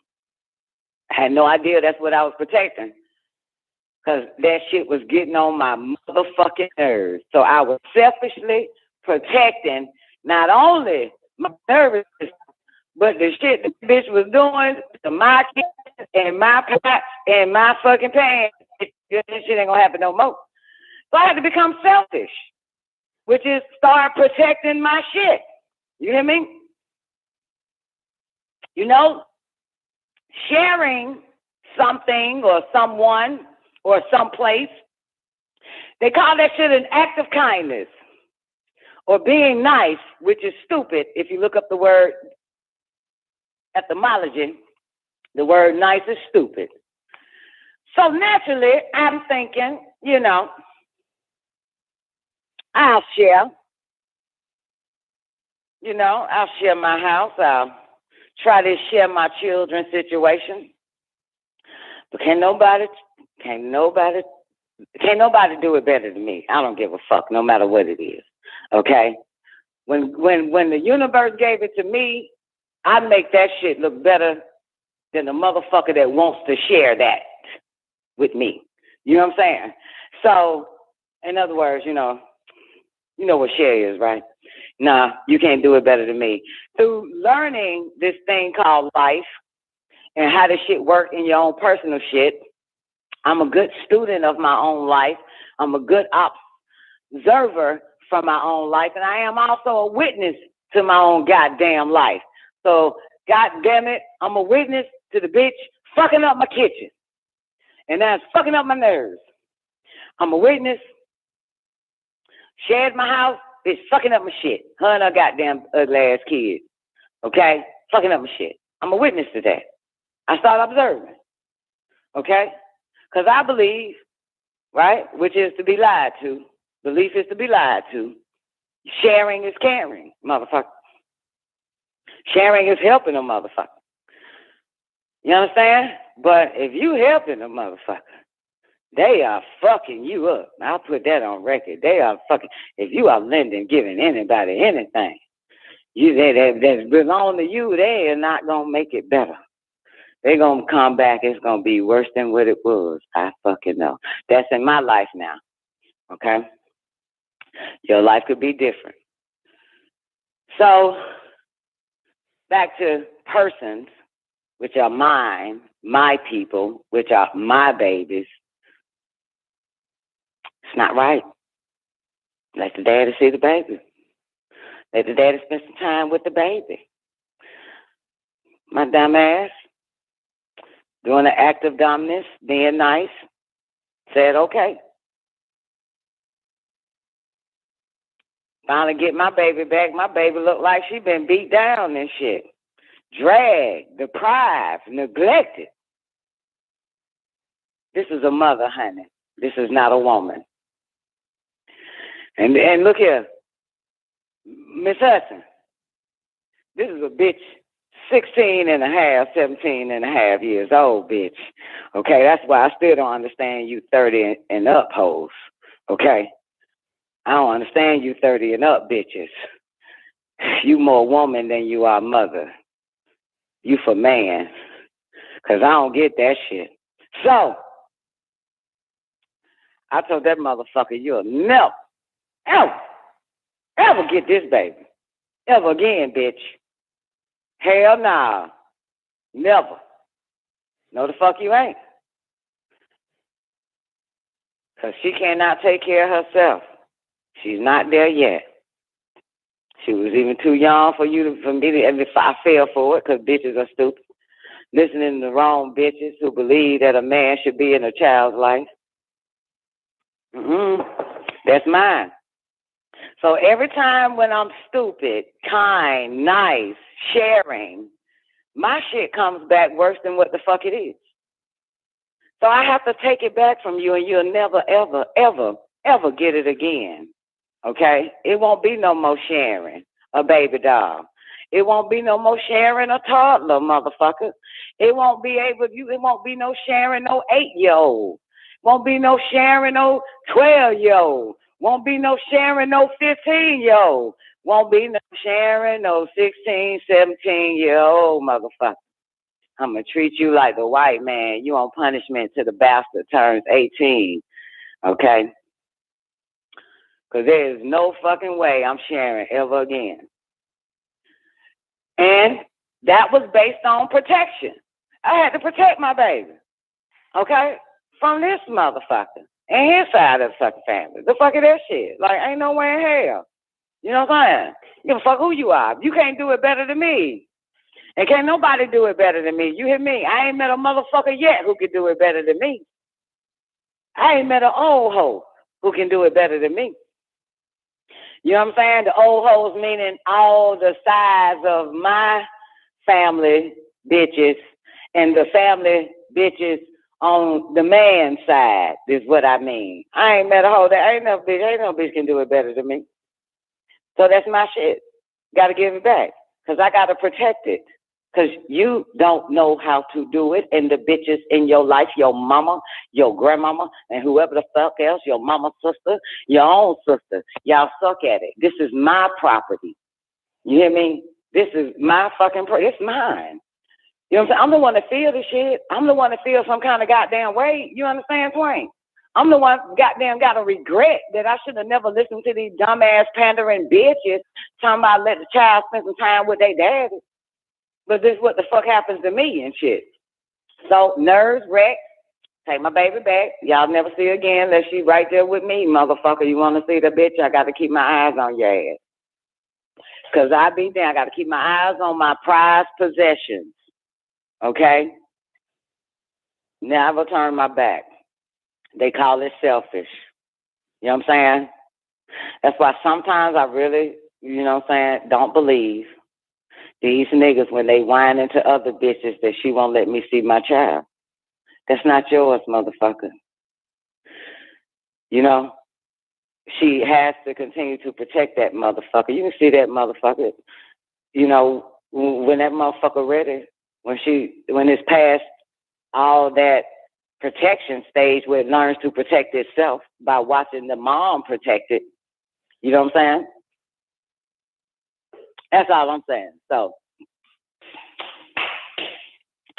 I'm glad it happened to me. And I'm thankful I can tell all you bootleg mamas and real mamas and half-ass mamas and more women than you think you are mama, more woe man for men, that I can still, y'all have a decision to make. Your children or some nigga, for real. Your child or your husband. I even told my mama the other day, I said, man, you just I did that shit like I was a teenager. My daddy wasn't my daddy, Twank. I fucking said, man, you chose that nigga over me, bitch. Like, yo, I told her that shit the other day, like, you gonna choose that nigga over me. Like, bitch, that ain't where that shit's supposed to go. You feel me? You are not supposed to choose no nigga over me, boo. I'm come through you. You know what I'm saying? Like, when is it you gonna let this nigga come between us like this, bitch? You fucking serious, bro. I told her that shit. I'm still a little hot back there. You know what I'm talking about? I ain't finna let that nigga. I'm not finna let that nigga. And trust me, niggas have tried to get me and my children to go against, get me to go against my children. Men try that shit. Women try that shit. You know what I'm saying? I would never go. You cannot get me. When I go against my babies, it's on my own accord. It ain't got nothing to do with no outside friction, influence coming in, trying to prep me, tell me some shit about my child. I'm supposed to goddamn check them on that shit. I've never. See, these are attributes of real mothers, man. I'm telling you, I don't give a fuck what you say. You are not going to get me to act out on my children. Give a fuck. When I war with my children, that's my war. That ain't no outside war. I don't give a fuck about the dog carrying the bone. Okay? Fuck you and that goddamn bone. You can't get me on that. So they have tried and realized, they know, they understand that's real motherhood, baby. That's a real fucking I'm a real mom. I keep telling you motherfuckers that shit. I ain't no man's bitch. I ain't no woman's goddamn friend. I ain't no mother's daughter either. I've never been a good daughter. I ain't nobody's good, not a goddamn thing, but I'm somebody's mother. You understand? I ain't been good to nobody. I don't give two fucks. You are not going to convince me that you're worth more than my children, and your word is greater than my baby. So she don't play that shit. I had niggas try to pin me against my babies. Doc telling. I used to tell y'all that shit on the show all the time. He always got something to say about mine. Mad. Because I wouldn't budge. Because they mine, fuck boy. I'm not finna let you come in and make me shake tables on my children. You can get the fuck out. I don't give a fuck. You know what I'm saying? That ain't happening there, motherfucker. That ain't happening there. I'm not finna yell at my child because of your ass. Nigga, I yell at my child because of me. That's it. So you can't get a player. You know what I'm talking about? You can't get me on nothing. Because one, I trust no fucking body. Okay? Nobody is greater than my children, no matter your age. Nobody is purer than my child. Okay? Y'all think these niggas is pure. No. They defiled. Your children are pure. Don't listen to defiled motherfuckers now. Because they will get you to be defiled, and now you defiling your goddamn children.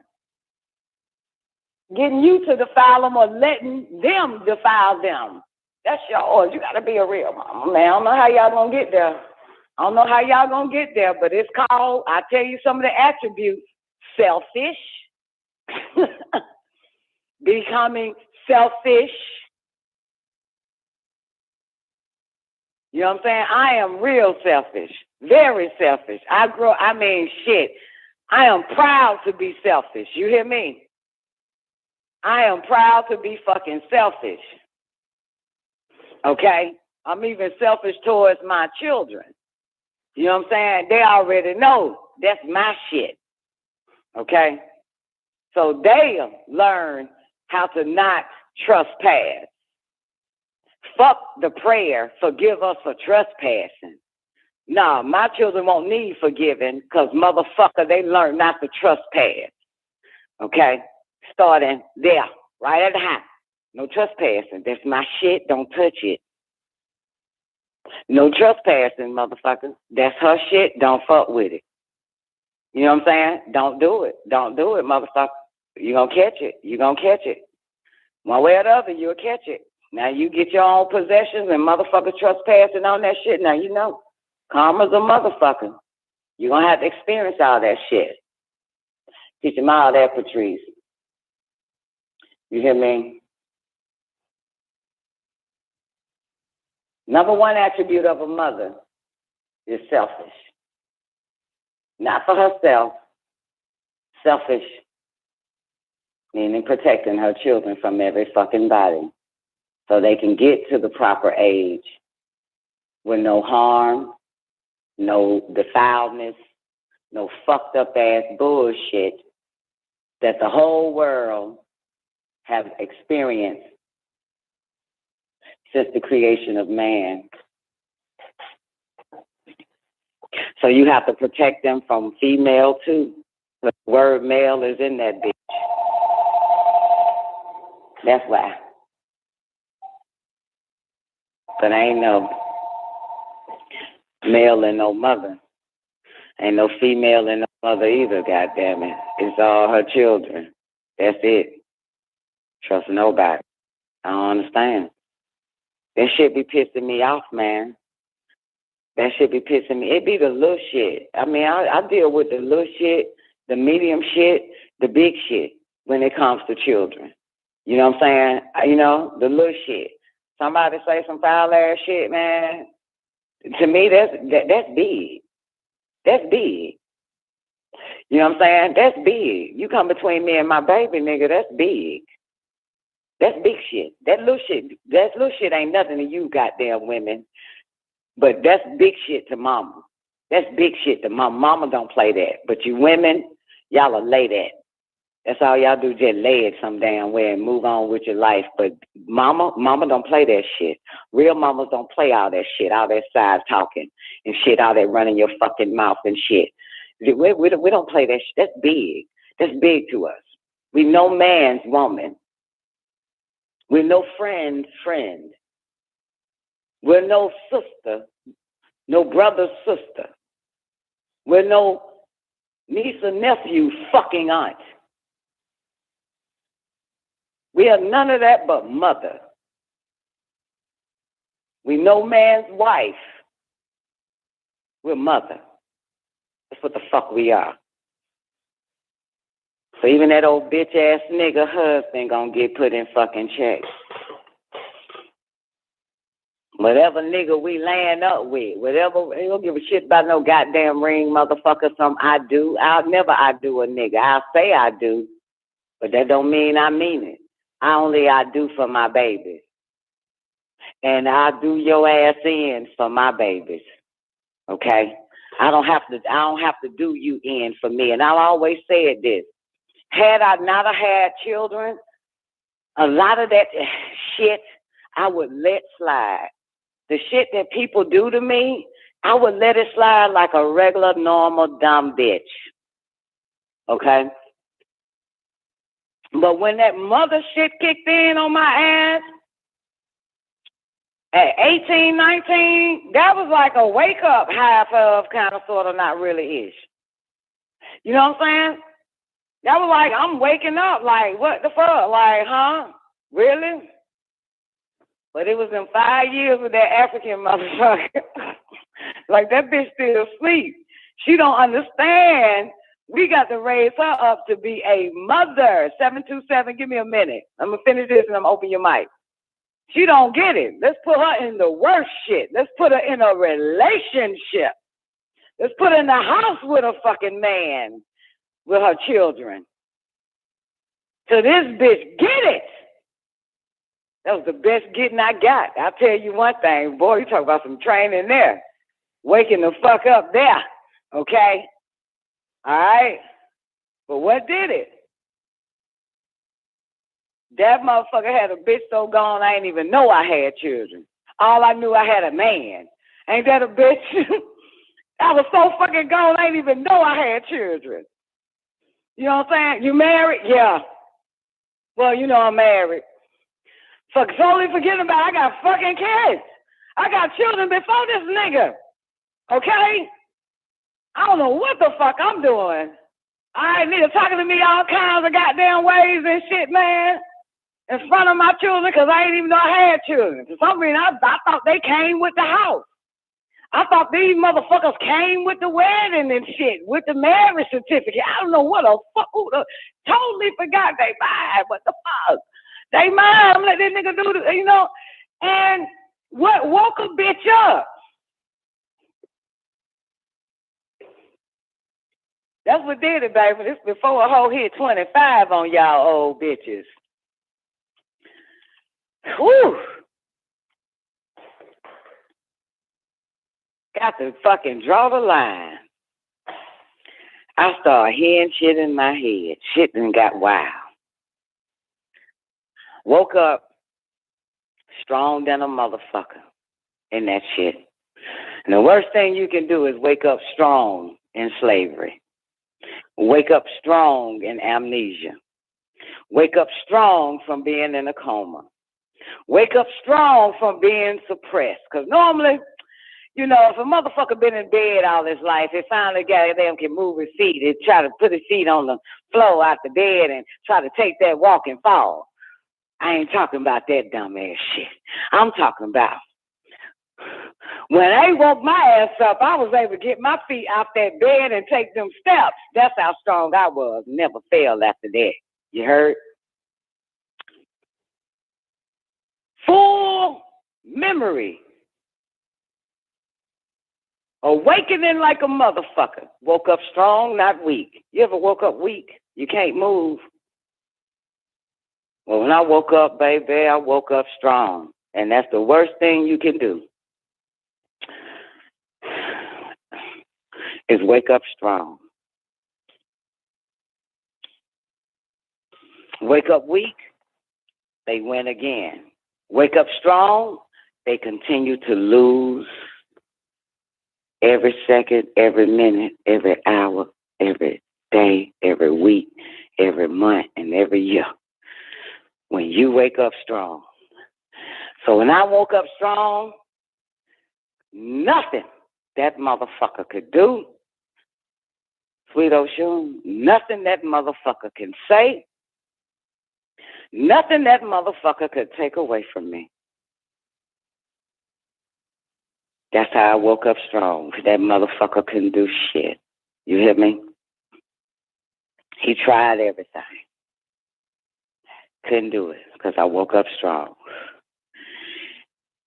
While I'm strong now,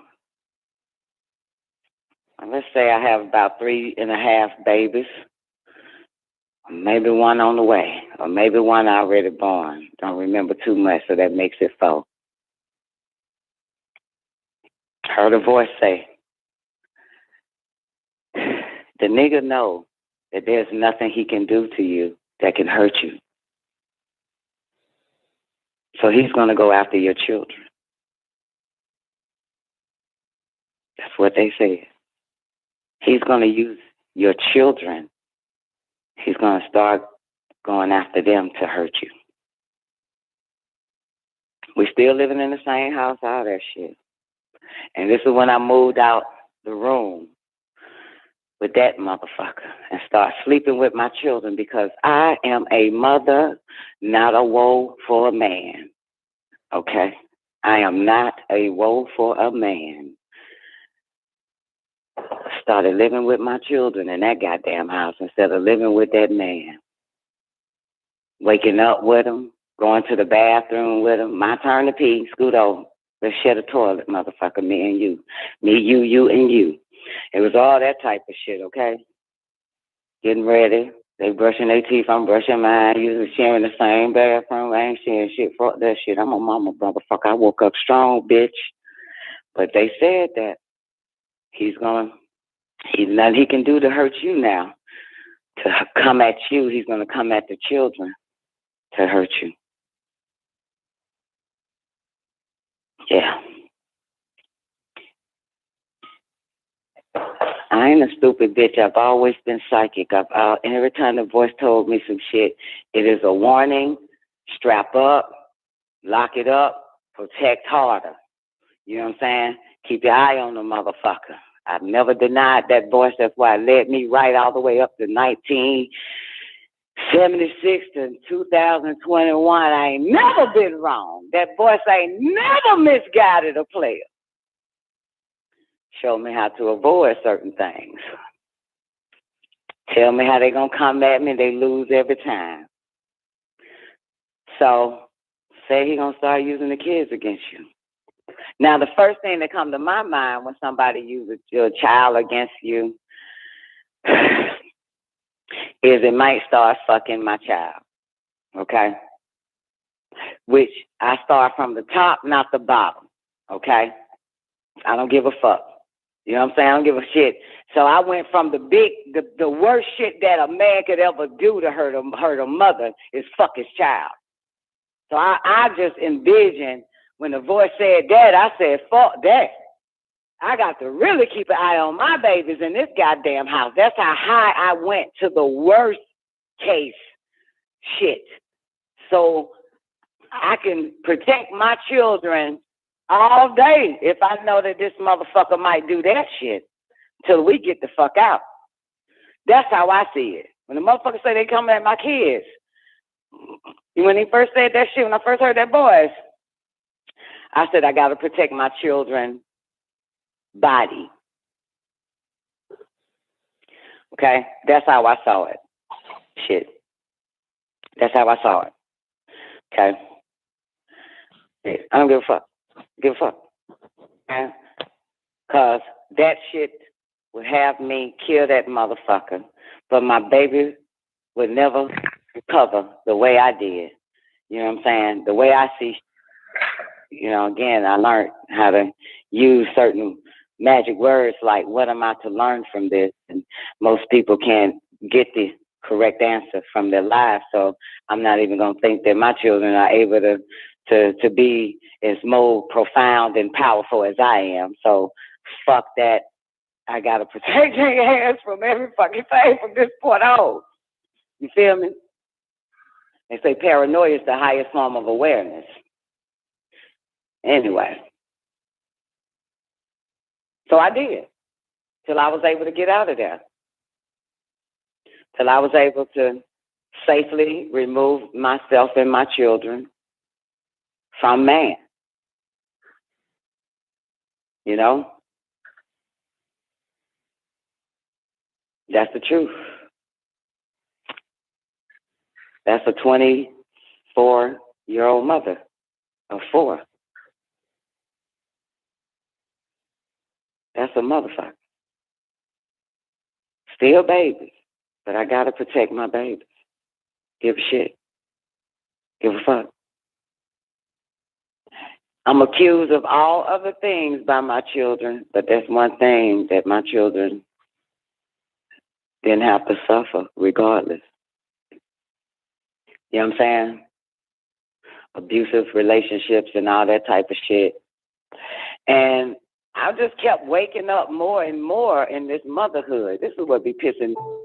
I'm telling you, they don't like that shit. And women don't like that shit. You know what I'm saying? Women who you think is mothers is supposed to adore that shit, admire that shit.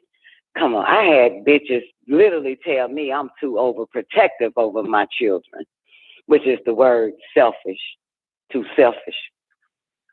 You know what I'm saying? I'm overprotective. Okay? Because these hoes really are fucking whores. See, I've never been a hoe. I want to put that on record. I've never been a hoe. A man could never turn me into a hoe. I've never been a hoe. But you know what do you call it? The advice given is some hoe ass advice. You know what I'm saying? It's some hoe ass advice is what I'm trying to get y'all to understand. It's hoe ass advice. Oh, girl, give them some pussy. Oh, girl, let them have your baby. Oh, girl, share with that motherfucker. That's some hoe shit. A hoe whore. A whore gives all she has and what she has to any and every goddamn body. Okay? That's some hoe ass shit. All right? That's hoe advice. I didn't know it at that time. That's some hoe ass advice. I'm just thinking I'm taking advice from women. Saying, woman, forgive. You know what I'm saying? She'll give you her time. She'll give you her life, her house. She'll give you any fucking thing because she a fucking hoe. All women are whores except for a mother. You ain't getting a goddamn my babies, bitch. That's why. So keeps it in house. Everybody. Saying everybody can get it. Oh, I lent it to the down the street. Where your life at, hoe? I left it back in 1980. Gave it to another motherfucker. Shit, give a shit. I ain't got shit. I'm a hoe. I ain't got fucking nothing. Where your children at, hoe? They all everywhere. The daddy, one of the daddies got one of them. My other child is with my grandmama. The other child is staying with my sister. She a fucking hoe. That's a hoe. Every fucking thing that was given to her, she gave it to everybody fuck else. That's a goddamn hoe. Everything, spread it all out to any and everybody. I was getting advice from hoes. You got to listen to this shit now. Okay? A hoe wants you to give your time. She will advise you, give them some of your time. Share some of that shit. That's a hoe advice. Okay? A real mother would never tell somebody to share some shit. Only a hoe that a man made a hoe believes in giving, sharing, and caring, and loving and shit. In the form of and shit. That's the form of love, baby. That's you're a foolish woman. 5 was wise and the other 5 was foolish. And the foolish is you ain't got shit now because you're a hoe. You ain't got nothing. You got your kids. You ain't got your life. You ain't got yourself. You ain't got your head on your shoulders. That shit gone. You ain't got nothing. But I was listening to some whores the whole time. I'm thinking they are, you just don't know no better. But I know now, for bitch say give, she a hoe. You hear me? You hear me, sweet Oshun? If a bitch say give them one more chance, that bitch a hoe. Don't listen to her. Okay? Give a fuck if she an old hoe, a washed up hoe, a new hoe. Don't listen to that bitch. Any woman that's yelling give, she a hoe. So don't do that. Telling you, trying to give you some advice, that's a hoe. Don't fucking listen to that hoe. If she say, let your children, that's a hoe. Because she let everybody. Because she'll let anybody. You hear me? That's a hoe. So don't let your mama, your grandmama, because they hoes, I'm telling you. They hoe for men. And it was the first word that man said, let. Let.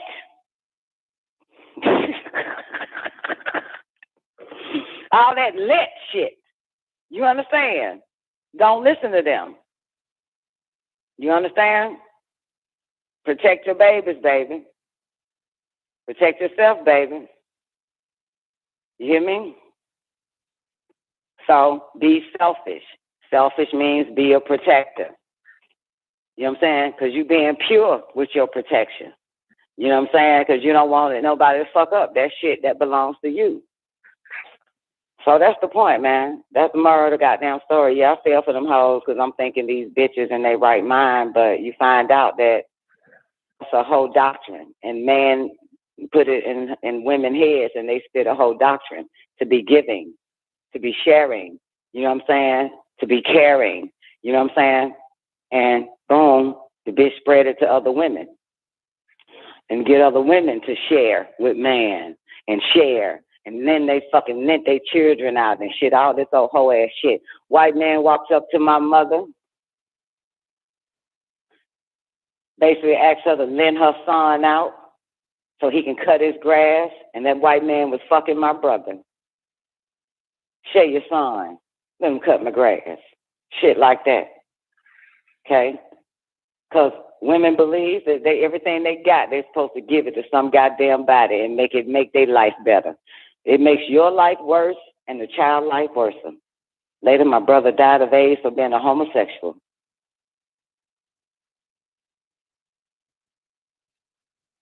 That's how it happened. Protect your children. You know what I'm saying? You don't want the worst thing to happen or the little smallest, minute things to happen, so you protect your babies from everybody. You know what I'm saying? Even yourself, if you got a real fucked up thought. You have to do that. You don't trust nobody, man. Trust nobody. I don't understand how many times I got to fucking say this shit, man. That we something like this got to pop up in the goddamn news and shit, man. Like something like this got to always pop up, man. We got to always pop up. You want to make the goddamn news, bitch? You'll make the fucking news fucking with me, goddamn. If your ass goddamn don't take heed, goddamn it. You've been one, Zena. Oh, come here, boo. Come here. Oh, you been a hoe. Just spread. Well, we ain't know no better, honey. These bitches was taught by me and dick in their mouth. God damn it, that's man doctrine. That's why I can't blame my mama. You know what I'm saying? For my whole little shit. You know what I'm saying? I'm smart enough to put the blood on for real. But y'all don't. God damn it. Y'all be Xing man the fuck out. This nigga is a Y for a reason. Stop Xing him. He's a fucking Y. This nigga is suspect, don't stay suspect. That's why. That's why he a Y. Keep that nigga on the fucking table, bitch. The fuck? Keep his ass in the suspect folder. The fuck? Don't take that nigga out no suspect folder, bitch.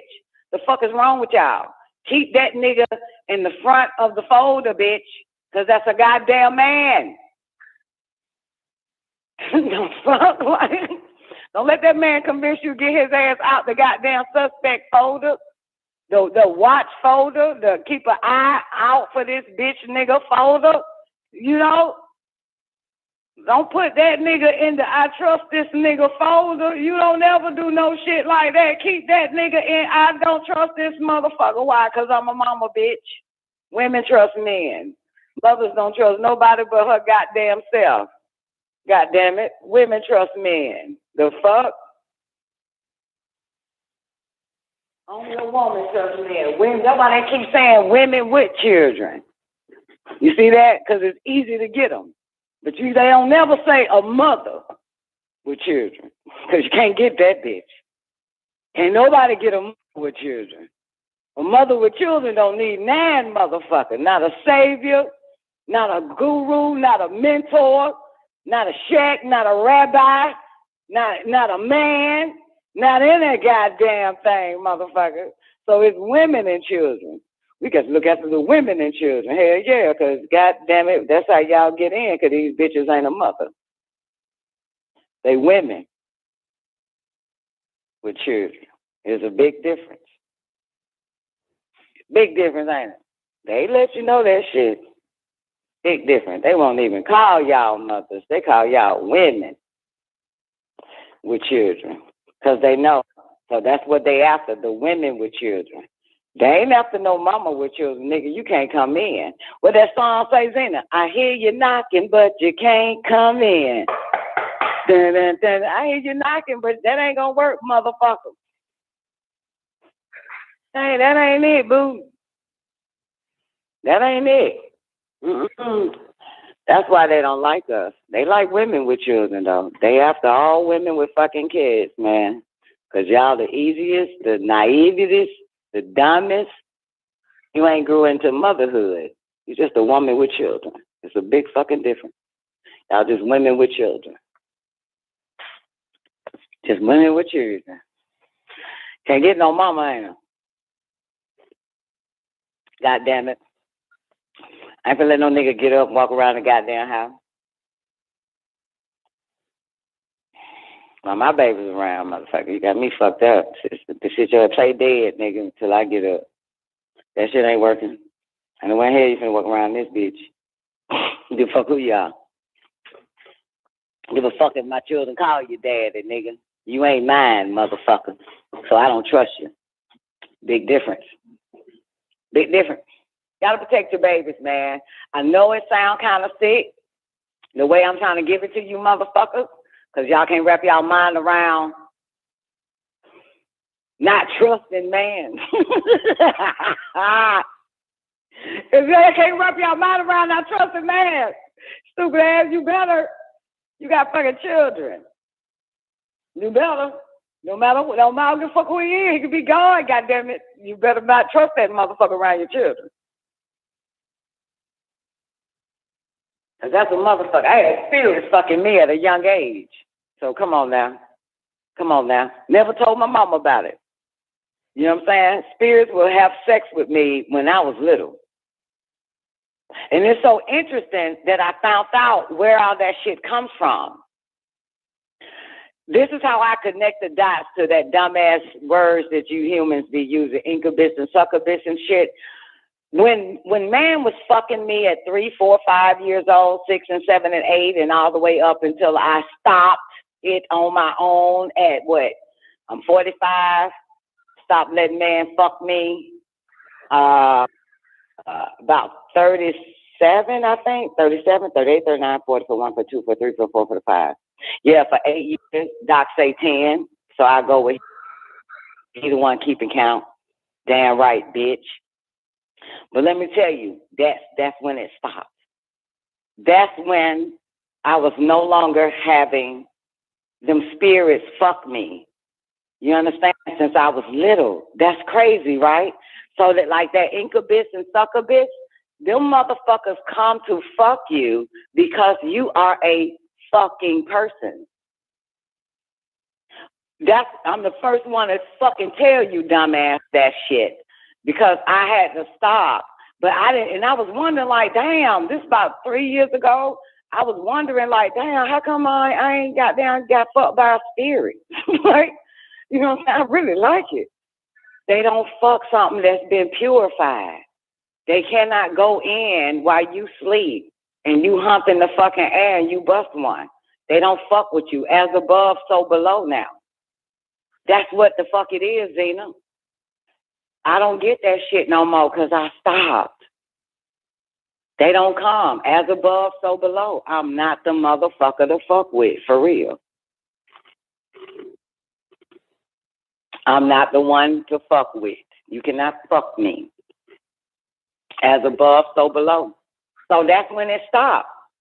So Zena, you thinking now? Look, Zena thinking like, hell, I ain't been fucking the air in my sleep. I'm telling you. Yep. They would come to me when I was little. I was having that shit happen to me all the fuck when I was little. I didn't even get my cycle yet. Man defiled me and allowed the spirits to come fuck me too. That's where that shit come from. And when you break man's habits, thinking you got to give yourself to these motherfuckers and you got to give them a goddamn thing, all that other shit, as above, so below, that shit cease, it stops. They have not come to me, Oshun. They can't get me. Yeah, even though I enjoyed that better than man, but now I understand because I don't vibrate on that shit. You know what I'm saying? So they can't come to me while I'm asleep and do their business on me. You know what I'm saying? They can't do their business on the player. Yep. Now, I done bust many nuts. Let me put that on record. I've had more orgasms than dick now, than sex, penetration. And they still don't come to me. You know what I'm saying? All I get that nigga to do is goddamn, you know what I'm talking about? Like, let me fuck your face, boo. But that's it. But they don't come. They do not come because there's no penetration. There's no sex with man. Like, you know what I'm saying? I done masturbated. You know what I'm saying? Bust one, masturbated, and they still don't fuck. They have not came and fucked me in my sleep. Okay? That's interesting. So that lets you know that that's a defiled spirit. That's a defiled fucking spirit. And you got a defiled spirit that's in your body. And defiled spirits attracts defiled spirits. You know what I'm saying? And man has a defiled spirit. And so all the spirits is waiting to get their turn on your ass too, the defiled spirits. But no, man has not been in me. I have not been touched by man for 10 goddamn years, according to Doc. He said, no, 10 years, bitch. It's been 10 years now. Like, yeah, I'm pretty sure that spirit in you is pissed off. But plenty of hoes walking around this motherfucker. So, yeah. Ain't that interesting? So figure it out. It's been a while for you, Zena. They ain't come. You ain't been visiting. Yep. Yep. Got you thinking, right? All right. Let me, I'm sorry. I forgot all about it. I said I was going to the call lines, but I'm sorry. 727, please forgive a player. 851, your mic is open. Totally forgot. Made my point and moved on. How you doing? I done made my way into Walmart now, yo, but great day, baby. This boss lady, hope all is well, everyone. I've been hearing you. I've been on YouTube trying to find the channel, Lockdown Radio. Again. Yeah, it's one word, Lockdown Radio. Again. Yeah, it's one word. It's been hard for me to find, but I've been keeping up with you over the phone. I just haven't got a chance to since homeschool is back in effect. But I just wanted to call in and say, man, you are hitting on a topic for me that is very sensitive to my heart, because everything you said, I experienced it, especially this last topic or that you just mentioned about men having sex with you in your sleep and everything else. That has happened to me. My mother raised me up on the same. My mother was raped as a younger girl, and she raised us according to keep us from, me and my sisters and my brothers, from that. So she was very selfish with us, as well as I had learned to be selfish with my children. And one of my baby daddies, he had sex with me in my sleep when the relationship was at its end, and he was still in the same household. Like you said, I would lock the door and go and sleep in my daughter's room.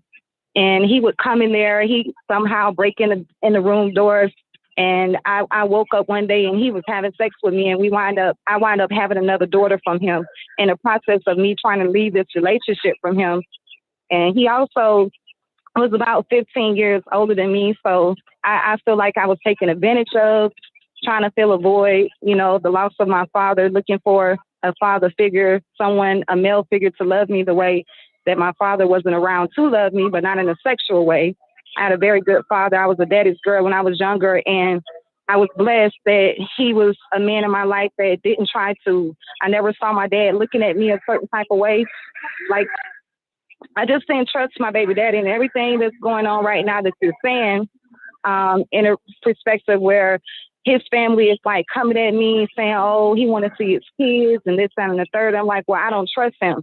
Now my kids are older, and I never, except for my 19-year-old daughter, I just started sharing with her, opening up to her about the things that I went through when they were younger, when I could not share certain things with them because of her age. So because she's of age, I don't want her to make the same mistakes or choose the same man that, she loved as her father in her own life, when she gets ready, for that time to find someone in that way.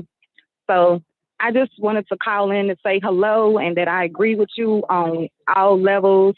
And I'm selfish with my kids as well. Like you said, I had sisters, even my baby daddy family members trying to get me, oh, he want to see the kids. You should let him do this, let him do this. And then I have to, I never share with them in full of, the things that I used to go through, because, sometimes it was embarrassing to share. It's like, you share and then, it's just all kind of stuff. I didn't want people talking about me and what was going on in my household. So I kept a lot of it to myself. And I just, like you said, those voices talk to you and tell you that, you should, what you should do to move forward with yourself, and just to be able to give you the courage to, step out on your own. And that's what I had to do as well. So I thank you for sharing this as well. I heard about the story with Polite as well. And I've just had so many, even before my children, I had family members I would, have to watch for when I see them looking at me a certain type of way. And they were always males, So yeah, you have to be careful and watch everything. Like my baby daddy, I used to tell him he couldn't straddle our baby girls across his leg. You know how you would ride a child. And I don't even do that. Yeah. You know how you put a baby, straddle the baby. We don't do no whole ass shit to our children. Like when I used to see him do stuff like that, I said no. I used to have to break it down. No, don't do that. When you want to take naps with the babies, when he used to tell me he wanted to take a nap with the baby or put the baby to sleep, and you know his private area, I say don't lay my baby right there. You a man, don't do that. You put her off on the side of you. Don't lay her on top of you. You know, I would always, and then now that they're older and I was able to leave out of the household from with him where we don't share the same household and the kids are older, he would try to kiss. I'm like, I don't even kiss my babies. You know, I hug them, but you want to kiss them in their mouth and on their face and stuff like that? I don't like that. And then he would try to, when he would call them on their cell phones and stuff, he would say, oh, you want to come stay with me or you happy with your mama? I'm like, I'm everything they need and then some. You're the one, you know, he would do that. And I never did that with him. So once my kids would tell me when they get off the phone with him, they tell me, Daddy said he asked us if we wanted to come and live with him instead of you. And I say, well, why would he say that? Like, you know, I'm a good parent. I'm consistent and I'm doing everything I'm supposed to do to protect him as well as from him. So I would question that. And that just made me, you know, I knew my kids would get old enough to where I didn't want them to blame me for him not being around in their life. Blame me. I'll take that shit. I don't give a fuck. Well, yeah. Yeah, he used to try to buy them with candy and bubble gum. And I'm like, I do everything for y'all on top of the candy and bubble gum. And y'all think he the best dad in the world because he has that title. And whether the kid have children have a relationship with their parents or not, just because of that, oh, that's mama, that's daddy title, they're going to love them regardless, you know, just because of that title until they get old enough to see, okay, this person, I should be getting the same love from mama and daddy. I should see the same thing I'm seeing in mama and my father, the same love I'm seeing in my father and my mother, if it's good love, if it's good intent behind it and the upbringing. But if that don't match up, and like I told my baby daddy, our kids, I don't have to brainwash them and tell them anything. They see. I said, kids are not dumb. You've been a child before. I've been a child before. And I have to tell him that because he tried to throw that up and say, oh, you brain. I'm not doing anything. They see the type of person that you are over the years. They see that your love and affection and attention to them is not consistent with mother. So you can't expect for them to respect you on the same level they respect me. Because they know you just playing games. So I just wanted to, I'm glad that you're talking about this. And it hit home on so many levels for me. And everything that you said, it's like, wow, you reading a page out of my own book. Let me say this, not to you and to anybody who think they're a mama. Because you really don't know yet. But let me say this. Never doubt your motherhood. Never doubt your motherhood. Amen. You know what I'm saying? Don't doubt that. Doubt the relationship of everybody the fuck else in your life. Doubt you being a friend. Doubt you being a good daughter. You know what I'm saying? Doubt being a good slave at somebody's fucking job. Doubt it. But never doubt being a mother. You know what I'm saying? Overstood. Don't overstood ever have, because everything else is not fucking real. But to doubt you being a mama, you lose the mother power. You know what I'm saying? There's no power in being a friend. There's no power in being a wife. There's no power in being a sister or a daughter. There ain't no power in that. Like, damn, I feel my daughter power is drifting. It's like, fuck that. It's mother power. The moment you doubt that mother power is when you start to lose some of that shit and you start to drop down to become a friend to a friend, a sister to a sister, a daughter to a mother, you know what I'm saying, a wife to a man or some shit, some old other type of shit. Don't doubt being a mother. And what being a mother is, yes, God damn it, we gonna get the blame, but let's just get the blame. At least I kept you protected, bitch. You know what I'm saying? Blame comes from man. A woman is afraid of being blamed, but a mother don't give a fuck because she could take it. Right. A friend can't take being blamed, but a mama can. A man can't take being blamed, but a mother can. A father can't take being blamed, and we know that shit, but a mother can. Because she got the power until she surrenders her power. You know what I'm saying? And now she's afraid of being blamed. By who? Your creation? Let them. Who gives a fuck? You know what I'm saying? Yeah, because you're not a man. You're not a woman. You're not none of that shit. You're a mother. You know what I'm saying? Right. Yeah. I know. I'm going to be honest with y'all. I've never talked to my mother. Never. Okay? When I say I talk to my mom, when I tell you I talk to my mama, I was really talking to a woman with children and a woman with a husband, woman married. You know what I'm saying? But I've never talked to my mother. You understand? You get me? You got to know there's a difference. I've never talked to my mother. My mother's a woman, okay? She's a woke man. She got man in her. She's not a mother, okay? So every time we talk, I'm really talking to a woman with children. I just have to tell everybody I talked to my mama today. You know what I'm saying? Because she questions and doubts her motherhood to the point that she didn't even continue on with her mother's senses. You understand? You get what I'm trying to say? She doubted that, you know? She doubted that. So busy trying to be the perfect wife that she doubted motherhood. Now, hands down, wife, I know you'll never doubt that. Okay? You did that. You did that wife shit all day. You did the friend shit all day. You know what I'm saying? You was a good friend of a friend of a friend of a friend. You was a good wife of a husband. I'm for real. They when you know you good at that shit, I've never heard my mama doubt her ways being a wife. But she doubted her ways being a mother. You hear me? Big fucking difference. Big fucking difference. Don't doubt that shit. You know what I'm saying? It's what the fuck you know what I'm saying? Like, don't worry about them motherfucking kids like that. You need to worry about them motherfuckers after your children. You know what I'm saying? Look, I always said this shit. They gonna blame you regardless. It don't matter what it is, all right?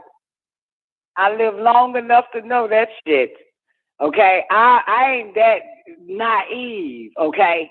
I've never put myself in a situation where I was saying, not me as a mama. Bullshit. I wrapped my mind around it and was ready for it if it hit my door.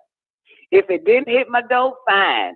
But I had the fucking right action, right thinking for with any type of shit when it hit my door as a fucking mama. If it came out my baby's mouth, I was ready for it.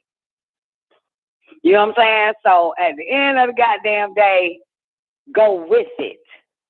You know what I'm saying? They're going to blame you regardless, chick. They blame you because you didn't let them go outside 5 years ago. They'll blame your ass for spending all the time working and shit. They're going to blame you regardless. It doesn't fucking matter. You know what I'm saying? They're going to blame you because you took such and such shopping and didn't take them. It's just what the fuck is going to... It's going to make him be anything. So who gives a fuck? Man is afraid of being blamed. Woman is afraid of being... Mama don't give no fucking shit about that. Motherfucker, I do what I do because I do. Get over it. You know what I'm saying? So with that same father shit, man, fuck that shit. Girl. My children, I ain't even give a fuck because you mine, okay? So whatever come out your mouth, bitch, that's mine too. I didn't give a fuck. Give a fuck about they damn dad, and they know that shit today. Even to this day, ain't nothing changed. So they grow up knowing that shit. I'll tell you something, baby, boss lady, because I know you at Walmart and shit. But my son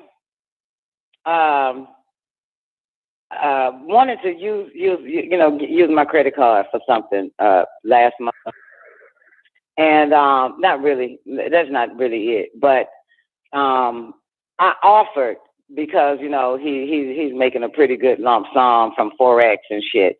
So, and last time he was making that money, he gave it to some dumbass motherfuckers, and they ran out for $50,000 of his money and shit. So I said, Adenir, you never give a motherfucker who need money your money to hold. You never give a motherfucker with no money your money to hold. You always give it to a motherfucker who don't even want its own money, who don't even spend its own money, your money to fucking hold. Okay? And okay. So now I agreed that I'll give him my credit card number. Boom, he put the money on my credit card, then I transfer it to I'm getting somewhere. Remember, this is about daddy. But I have to give y'all this shit first. So he can, put the money on my card, then boom, I put it in the money market account and don't touch it because I don't fucking need money. Okay? Anyway, so I asked him for his email before I gave him my credit card number. So I asked him for it because I don't trust this nigga either, okay? I don't trust this motherfucker because this nigga about to get my credit card number, you feel me? So anyway, so I asked him for his email, then I sent him a message, and I said, to confirm this is your email, answer these questions. One question was the first house you live in address? He come back, tell me on the phone, what the fuck that mean? This, that, and the third. I said, motherfucker. He said, man, what you trying to, man, why you treat me like this for? And all this stuff. I said, nigga, I need to know this your email, motherfucker, before I send this shit.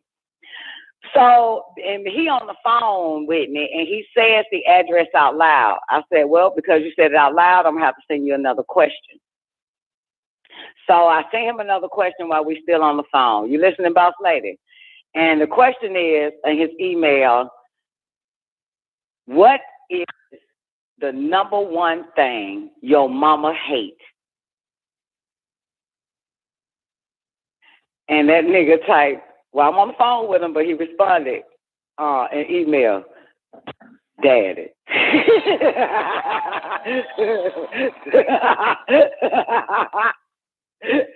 Okay? Now, all right. So the moral of the story is, goddammit, I don't know, moral of the story is, they been knew that shit. I'm going to make it known, okay? Y'all was never the first motherfuckers to know that shit, okay? My children, every last one of them is the first motherfucker. My children get everything first, okay? Nobody gets nothing first. You motherfuckers don't get shit first to come out my goddamn mouth. My children get that shit, okay? So whatever the fuck is either going on in my life or who I hate or any goddamn thing or what the fuck happened, I tell my babies, motherfucker. So the moral of the story is my babies is the first motherfucker to know that shit. I hate your motherfucking that bitch nigga. I hate that bitch ass motherfucker. I hate him. I hate him. I hate your daddy, bitch. I hate your daddy, bitch. I can't stand that motherfucker. He's still alive. That's what I say every time they talk to him. That motherfucker, that nigga ain't dead yet. Damn, I hate that motherfucker. Give a shit. Ever since they was goddamn, even in my stomach, that nigga nasty ass sperm. I hate you. I fucking hate you. Oh, yeah, all them baby daddies. They all know I hate them all. Shit, my children need to know my hate. God let his or her child know who they hated. Loved Jacob and hated Esau. God damn it, I'm godmother. I'm the godmother, motherfucker. You gonna know everything I hate. As long as you know it ain't you. That's all the fuck you should be concerned about. Is it me, mama? No, it's your daddy, bitch. It's your daddy. It could never be you. I don't hate you. I hate that motherfucker. Okay, I ain't that nigga you think your daddy, bitch. So fuck that shit. Goddamn it, the fuck don't that man put no fear in you. Mamas, I mean, I'm for, you hear me? I don't understand. Be a mother. Fuck being a woman. Dilly-dallying. You got every right to hate some shit. Okay? You can, you know what I'm talking about? Like the fuck, like what the fuck is this shit? Fuck that. Let them know y'all hate that motherfucker. And you know what? I'm the only motherfucker that y'all know. And every last one of them baby daddies know I hate their ass. And I know they know that I've been putting that shit in my children's head. But they ain't never twank step to me. Them bitch, ex-wife, half hoe, half woman, confused gender ass niggas, they ain't never called me and told me I was putting some shit in their fucking head like you gonna check me. You can't check me, motherfucker. They ain't never stepped up to me asking me some shit like you put that shit in my kid's head about me. They know better than that. They know better not to come to me with that damn shit because there's nothing they can do about it any fucking way. I ain't never been confronted. Never. I've been a mother since goddamn 15.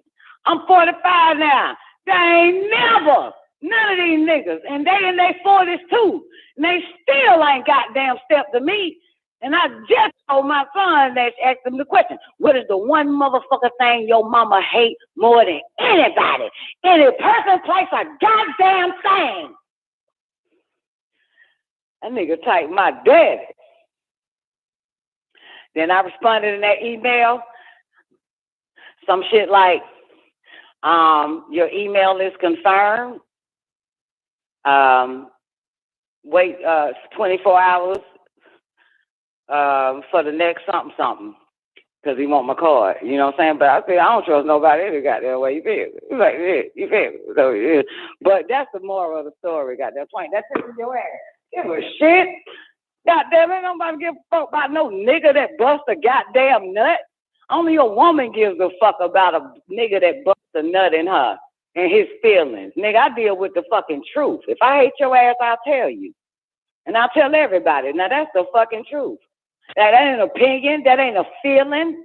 That is a fucking truth that is going to be there forever and can't nothing come out that shit. Ain't nothing going to change. And my children have every right to motherfucking know what I know.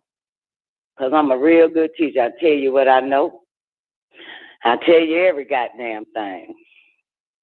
So fuck that shit. Goddamn it, tell them all that shit. The fuck wrong with y'all? The fuck, who gonna fuck it? What the fuck? You know what I'm saying? What the fuck? What the fuck is this? You know what I'm saying? Y'all gotta break some of them goddamn man spells, man. That these women kept, you know, secret from their children. Y'all better let them motherfuckers know that shit. The only motherfucker I know that do that shit is Twain. Other than me. You know what I'm saying? Twain and her children have a whole tribunal on that nigga. God damn it. Be right there. They come in my damn house, them damn babies, man. Soon as Twain babies come in my house, what the fuck Draper bitch ass done did now? This old ass nigga. God damn it, because them your babies, they need to know this is what we call the real world, motherfucker. Ain't no fictitious, ain't no plagiarized ass shit. It's goddamn raw and uncut, because these are your babies, and they need to know that raw and uncut shit, every attribute about every motherfucking body, starting from you, your mama, your daddy, his mama, his daddy, himself, your friends, your old friends, your ex-friends. Doesn't fucking matter. They need to know all of that. How you ain't gonna be the first teacher, motherfucker, if you leaving out attributes and fucked up ways? How would they be able to pinpoint that shit from a motherfucker they running into? You leaving out the best attributes. The best part of your life is with that nigga. You know what I'm saying? The best part. Like, the best part of your life so your daughter can identify that, wait a minute, this sounds like the same nigga my mama was telling me about that called my daddy. Let me get the fuck away from this fuck nigga. He doing the same signs that my mama went through. They need to be able to identify that shit. I don't give a fuck. Your school is man, bitch. And once you go through it, you need to teach others that shit, especially your children, be it boy or girl. Because I have taught my son everything his father has done. And there ain't a bitch that he done laid with, that he done fucked with, ever came back to me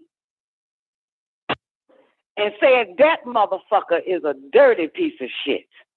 Because he had enough intellect to be like, I am not going to do that.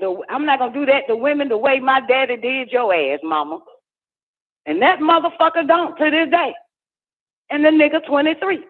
So it works for both genders, goddammit. You have it all. You have been in bed with man and woman, mother. You have created male and female, mother.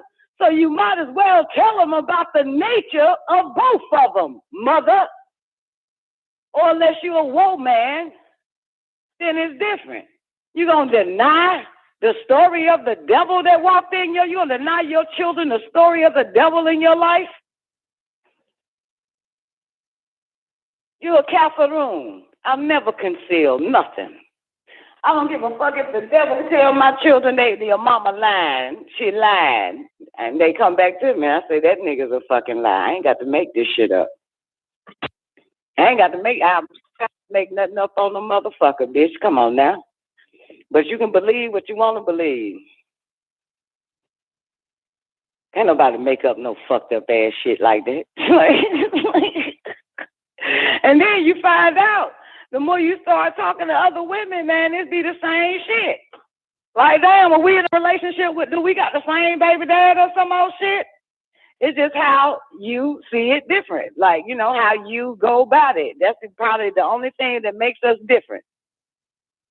You know what I'm saying? Makes us females different in regarding these men if we even have children by their ass. But shit, I don't give a fuck about men. I'm all for my baby. So, and you ain't shit. And I don't like an ain't shit nigga around my children. Give a fuck. I don't like that shit. The way you did me, nigga, man, ain't no way in hell, nigga.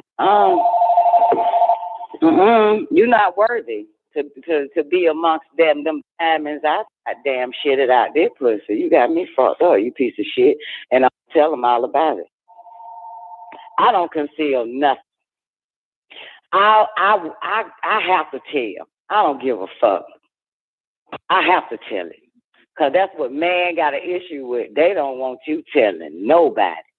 If you ain't have children, they don't want you telling your friend.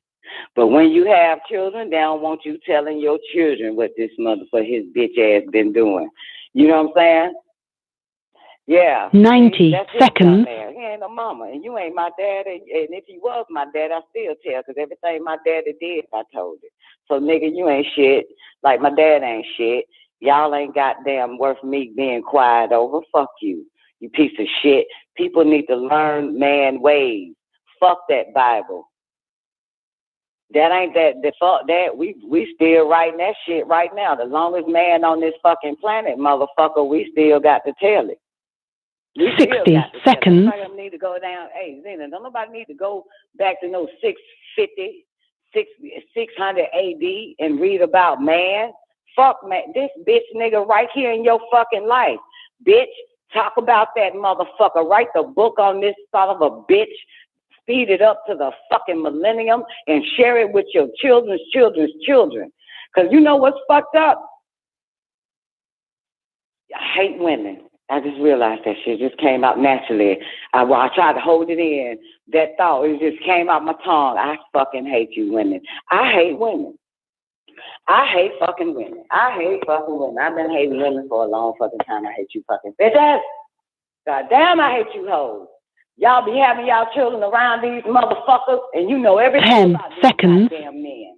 You know every fucking thing about how fucked up and defiled they are, and yet you never inform them about that motherfucker so that they could be on their guard, so they could be starting to use protection. Do you know how many goddamn young kids to teenage kids to adult kids have their guard dropped.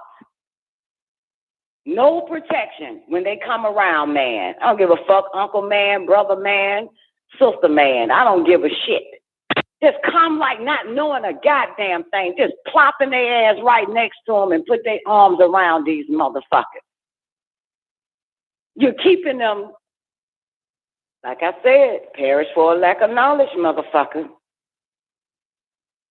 Just all free with it and shit. I'm going to give it to your ass, and no matter what, you can still plop your ass next to these motherfuckers, but you can't tell you and I will not be the one when you said, Mama ain't tell us no shit like that. Mama tell us everything. I'm the mama that tell mine everything.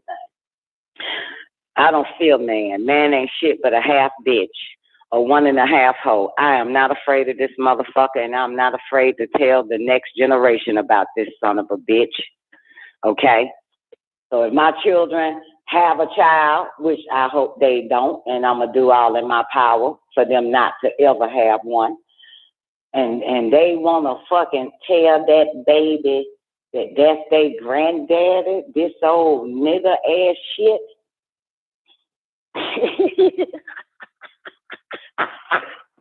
That baby that came through my daughter, they gonna motherfucking know.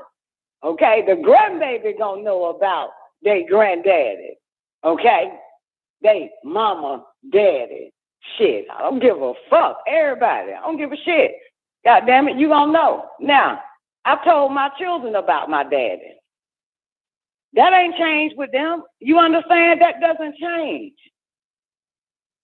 I'm not asking them to pick a side, pick a side, pick a side. I'm just telling them the truth. That's it. You know what I'm saying? You understand? I don't give a shit. I'm not telling them, hate my daddy because what he did to me. That's your decision. You know what I'm saying? Because I hate a motherfucker quick. Give me something to hate, please. You know what I'm saying? Give me something to fucking hate. I'd be waiting all day to hate. Give me something because your ass too weak to hate. The person that's telling it is always too weak to hate. But I'm the motherfucker that hear it. Oh, motherfucker, I got hate today. Thank you. I hate that motherfucker for you, weak bitch. Because your ass too weak to hate the motherfucker. But you give it to the right ears, goddammit. You give it to a motherfucker like, God damn, I want to hate today. I want to hate a motherfucker. Give me somebody, goddammit. Some bitch called me about some nigga in your goddamn life, bitch, so I can hate that motherfucker. Because your ass don't hate him enough. You going to go back to sleep with this nigga. Give me something to fucking hate. Give me somebody, goddammit, because you're too weak to hate these motherfuckers that ain't shit. That do you in. That walk away winning every time. That motherfucker win, you lose again. So, that right, Sweeter Shum. She said her mom didn't hate her rapist, but she did. Yeah, because they, like when my mom told me something about her daddy, and that's what I'm saying, like, bitch, you had me with your daddy, bitch. At least, got me walking around your dad and shit. Okay, I don't give a fuck, that is my granddaddy, but bitch, you supposed to told me this shit at least at 15 or something. So, and I got children now. I'm having children young and shit. And you ain't tell me this shit about your daddy, bitch. You know what your daddy did to you, broad? Girl, y'all are women. Y'all are not mothers.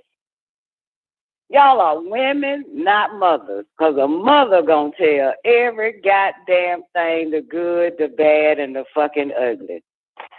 Okay? Doc pissed me the fuck off, bitch. I'm calling my daughters. I call my mama too, but this bitch over is a fucking woman. You know what I'm saying? I call my daughters and shit, man. I gotta tell my children. I call Adenil, my son. Look at them tell you about this fuck ass nigga. This old shit ass nigga, but I win every time. I ain't never got a loss under my belt once I woke the fuck up. I'm gonna be body slamming these motherfuckers and then come back telling everybody how I'm body slamming that bitch ass nigga. Nigga, you ain't getting away with this shit. Your feelings about to be hurt for the rest of your life over this. That shit gonna haunt your ass. That shit torture. You're gonna be tortured by your own fucking actions. You're gonna be tortured by the cause and the effect, motherfucker. Don't do it. And I'm about to tell everybody. Motherfucker. Y'all heard that show the other day, and I told y'all some more shit about that motherfucker, man. That nigga takes me a good show, man. I'm still fucking up. Yup, sure live, bitch. Sure live, you half-ass hoe. You 1.5 bitch, you gender-confused motherfucker. Watch yourself, shout it, because you're talking to somebody, mama. I'm not your wife. I'm not no servant. I'm not your slave. I'm not none of that shit. I'm a mother, motherfucker. You know you done fucked up now. You know what I'm saying? You ain't nobody I believe in, motherfucker. It's a little bit different right in this bitch. So the moral of the story is, only Sweet or Shun get it, and Zena and Twank. But look, the moral of the story is, shout it, man, fuck that nigga, man. Tell your kids everything. The fuck shit. Give a shit. My children ain't never blamed me keeping them away from their daddy, and their dad ain't never come to me, goddamn, trying to check me about the shit I said about his monkey ass. But all they monkey ass. Shit, you damn right, motherfucker. You come on now, nigga. Come on now, nigga. Come on now, motherfucker. You know better step up to me, goddamn, with that whole ass shit. We are not sister wives, you bitch. You ain't nothing but a foreign and fucking invader, and I'm gonna talk about your Mexican ass. Now get the fuck out of here with that shit. You ain't shit. You invaded my world. I wasn't at your door, nigga, asking can you come outside and date me, bitch. You invaded my world, and I'm gonna talk about your monkey ass while you in my fucking world. And once I kick you out my world, I'm still gonna talk about your fucking ass. Cause it's the best learning. It's the best teaching. It's my best. Look, it's my best stories of my life. It's man, motherfucker. It's your ass, motherfucker. If you stayed out that shit, I wouldn't have to tell a generation about your monkey ass. I'd be stuck in the Bible like the rest of these hoes. But because man like to come into woman life and shit, then women should tell about them motherfuckers. Bitch, you were minding your business. You got every right to tell your business. That nigga in your life, that's your business. Tell it. Tell everything about that old fuck ass nigga. Tell her what he ate today. Had breast stank. Who gives a fuck? Fucking be right man off like this motherfucker don't deserve judgment. Don't deserve to get stoned and shit. You know what I'm saying? Like this old fucking gender is without sin. Get the fuck out of here. This nigga is sin. Oh, fuck. This nigga is Leviathan. The fuck is you talking about? God damn it, shit. How these niggas scare you from talking to your child about his bitch ass? The fuck? Ain't nobody scare me about that shit. I'll never shut my motherfucking mouth. Yeah, ain't no nigga shut me the fuck up, man. Ain't no man shut me the fuck up. Sorry. If you hit me in my mouth, I'm still gonna tell it, motherfucker. Okay? If you ate my pussy, I'm gonna be like, oh, I can't wait to go on this show and tell this nigga ate my motherfucking pussy. I'm gonna report everything to you motherfuckers that man has did in the last minute, 24 hours, 15 minutes ago, 7 seconds ago. I'm gonna report that motherfucker to the world. Give a fuck? This nigga less than me. The fuck I look like? How you gonna goddamn? How you less than me gonna keep my mouth shut? Get the fuck out of here. Now, yep, I said it, I did it, and I meant it. I don't give a fuck. Now, that's the moral of the story. Don't doubt your motherhood. Tell them motherfuckers about that bullshit bitch ass nigga and how he did you and shit. You know what I'm saying? Because I'm gonna tell you something. If you don't, they gonna think that shit natural. They gonna think that shit natural than a motherfucker. Your kids gonna goddamn, I want my children to make a decision to decide. You know what I'm saying? And they got to have the whole story, the full story, all the truth. You know what I'm saying? We don't lie about, I've never lied to my children. You know what I'm saying? I never made something up, you know what I'm saying, against somebody. I've never slandered. somebody. I've never defamed their character and shit. Defamed. Never did none of that shit. You are who the fuck you are, and I'm going to tell you. I'm going to tell everybody about it. Never had to add to it or take away from it. Give a fuck. Male or female. Mama or daddy. Sister or brother. Even myself. Never. Never lied on myself. It made myself sound good. Never will. I'll tell you exactly what the fuck it is and what the fuck happened to me yesterday with no sugarcoat. So, I've always been a motherfucking real, truthful ass motherfucker. Okay? I always have. So, my children ain't got no fucking lies that ever came out my fucking mouth about no goddamn body. Not my mama, not my daddy, not me. Not anybody that came in my life. You got the whole fucking truth and nothing but the goddamn truth. And words, too. You got words, nigga. I record people words and shit. I still got people words. I still got my daddy word that he fucking... I never forget this shit. I still got my daddy word that motherfucker said when I was about 12 years old. Tara, a shit starter. She always been a shit starter, Brenda. How you gonna listen to this girl? She a shit starter. I still got that shit. So my dad, I used to watch my daddy kiss a bitch right in front of me and told my mama, look, this nigga done kissed some broad, bitch.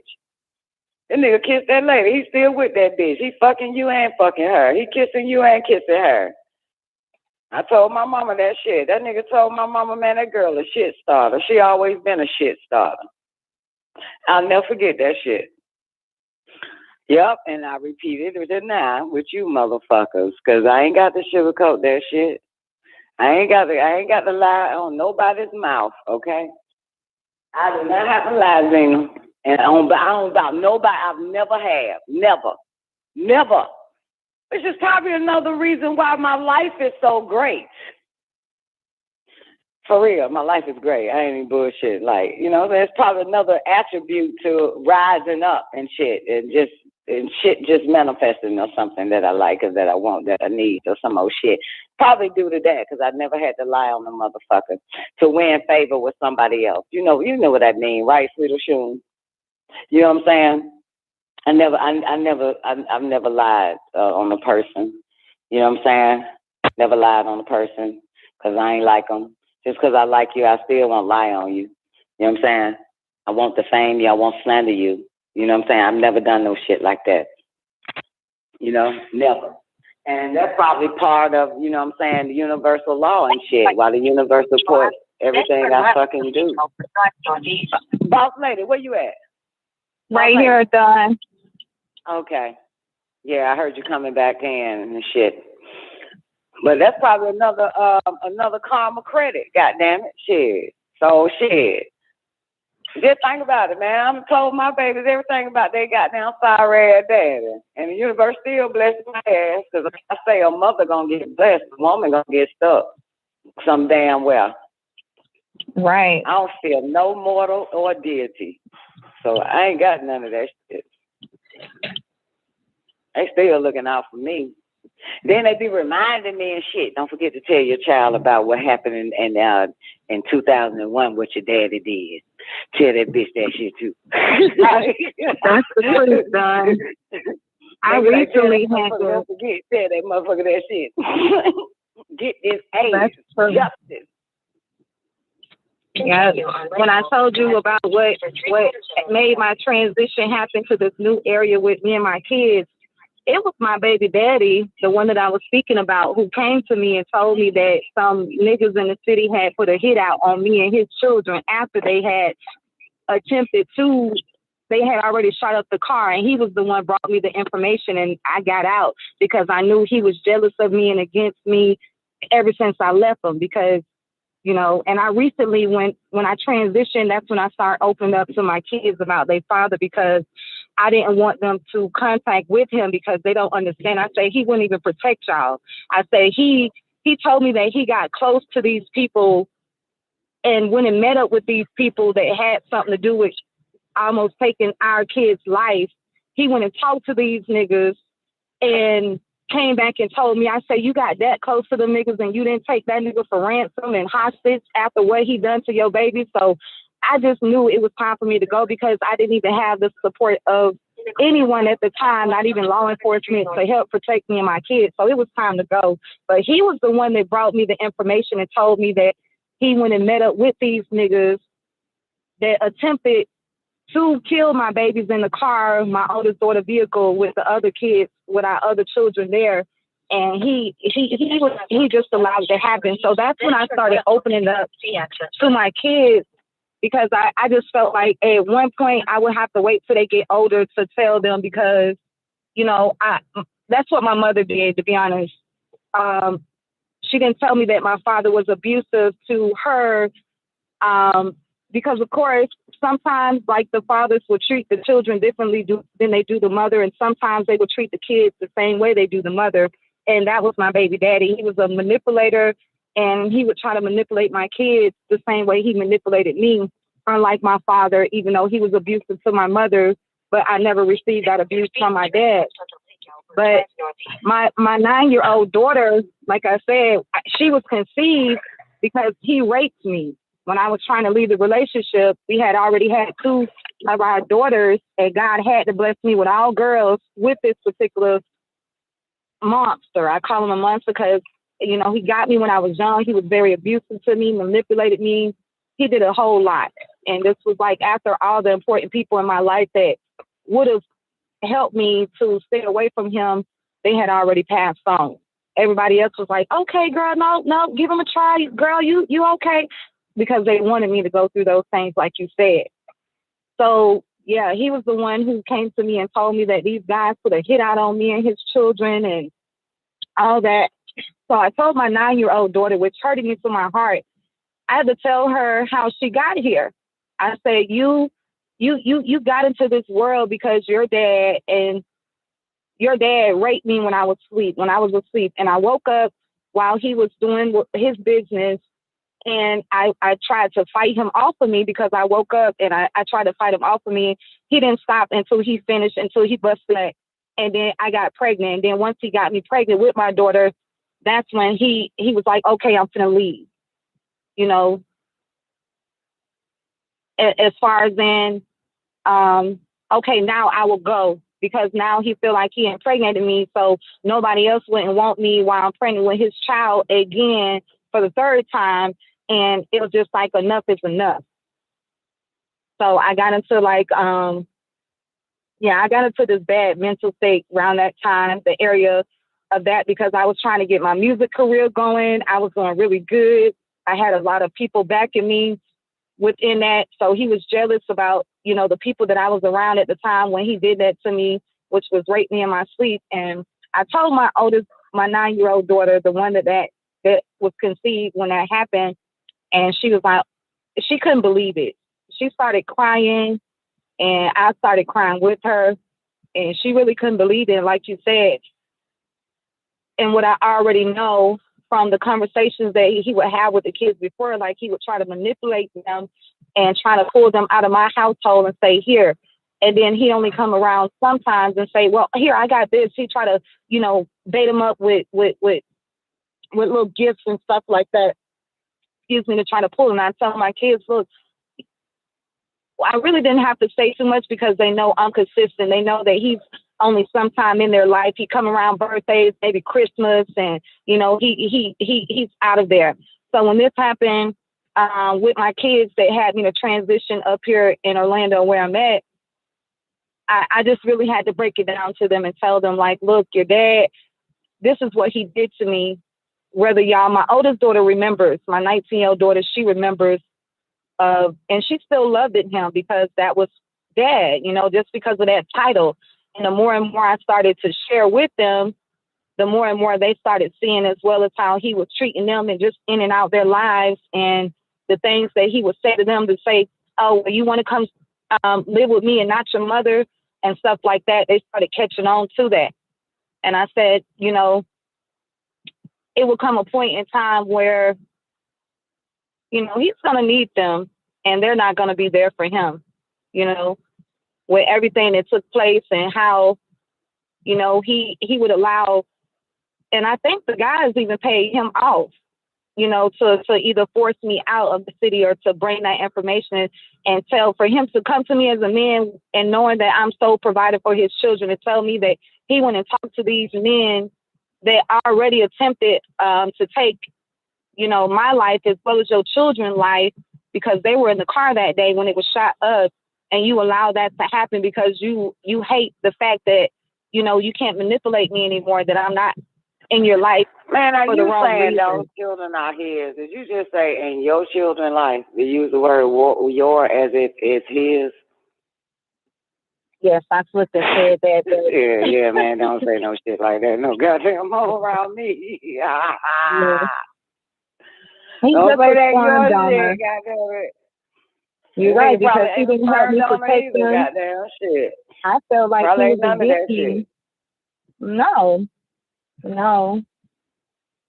And like he was talking about before, where you was like, a man that can have sex with a person that's asleep, you know, it's so demonic, which I knew that, you know, after the fact. I knew it before the fact, but like I said, I was young and I did not have the strength or the people around me to tell me, like, you know, to get away from him. It took the experience, it took years of abuse for me to say, okay, I'm done, you know? Yeah, ain't nobody gonna tell you in their right mind to leave a motherfucker. They just stay with it, it'll be alright, you know what I'm saying? They hoes, that's why they want you to be one too. Yeah, now his dad. Lose your life, lose every goddamn thing. That's some bullshit. Ain't nowhere in here. But, you know, and you know what? Nobody has ever said to me, think about your children and get the fuck away from this motherfucker. I wouldn't even woke up as a mother. They would have woke me up a long time ago if somebody said, bitch, you got children. Get the fuck away from that nigga. Fuck that nigga. You know what I'm saying? And they ain't said no shit like that to me. They only said, make it work. You know what I'm saying? Make it work. Yeah. Bitch, I got fucking They kids. told me Where to are marry the mothers? him. They was trying to push me to marry this man. Exactly. Yeah. You know what I'm saying? I'm always going to start with children first. I don't give a fuck what your issue is with a nigga or with anybody, your job or whatever. I don't give a fuck, man. It don't matter, man. Goddamn, get rid of them motherfuckers. Focus on yourself and your children. That's how I say it. Every time. Give a fuck. You got a friend to get on your nerve. Fuck that bitch. Get over that bitch. Get rid of that whole man. Focus on yourself and your children.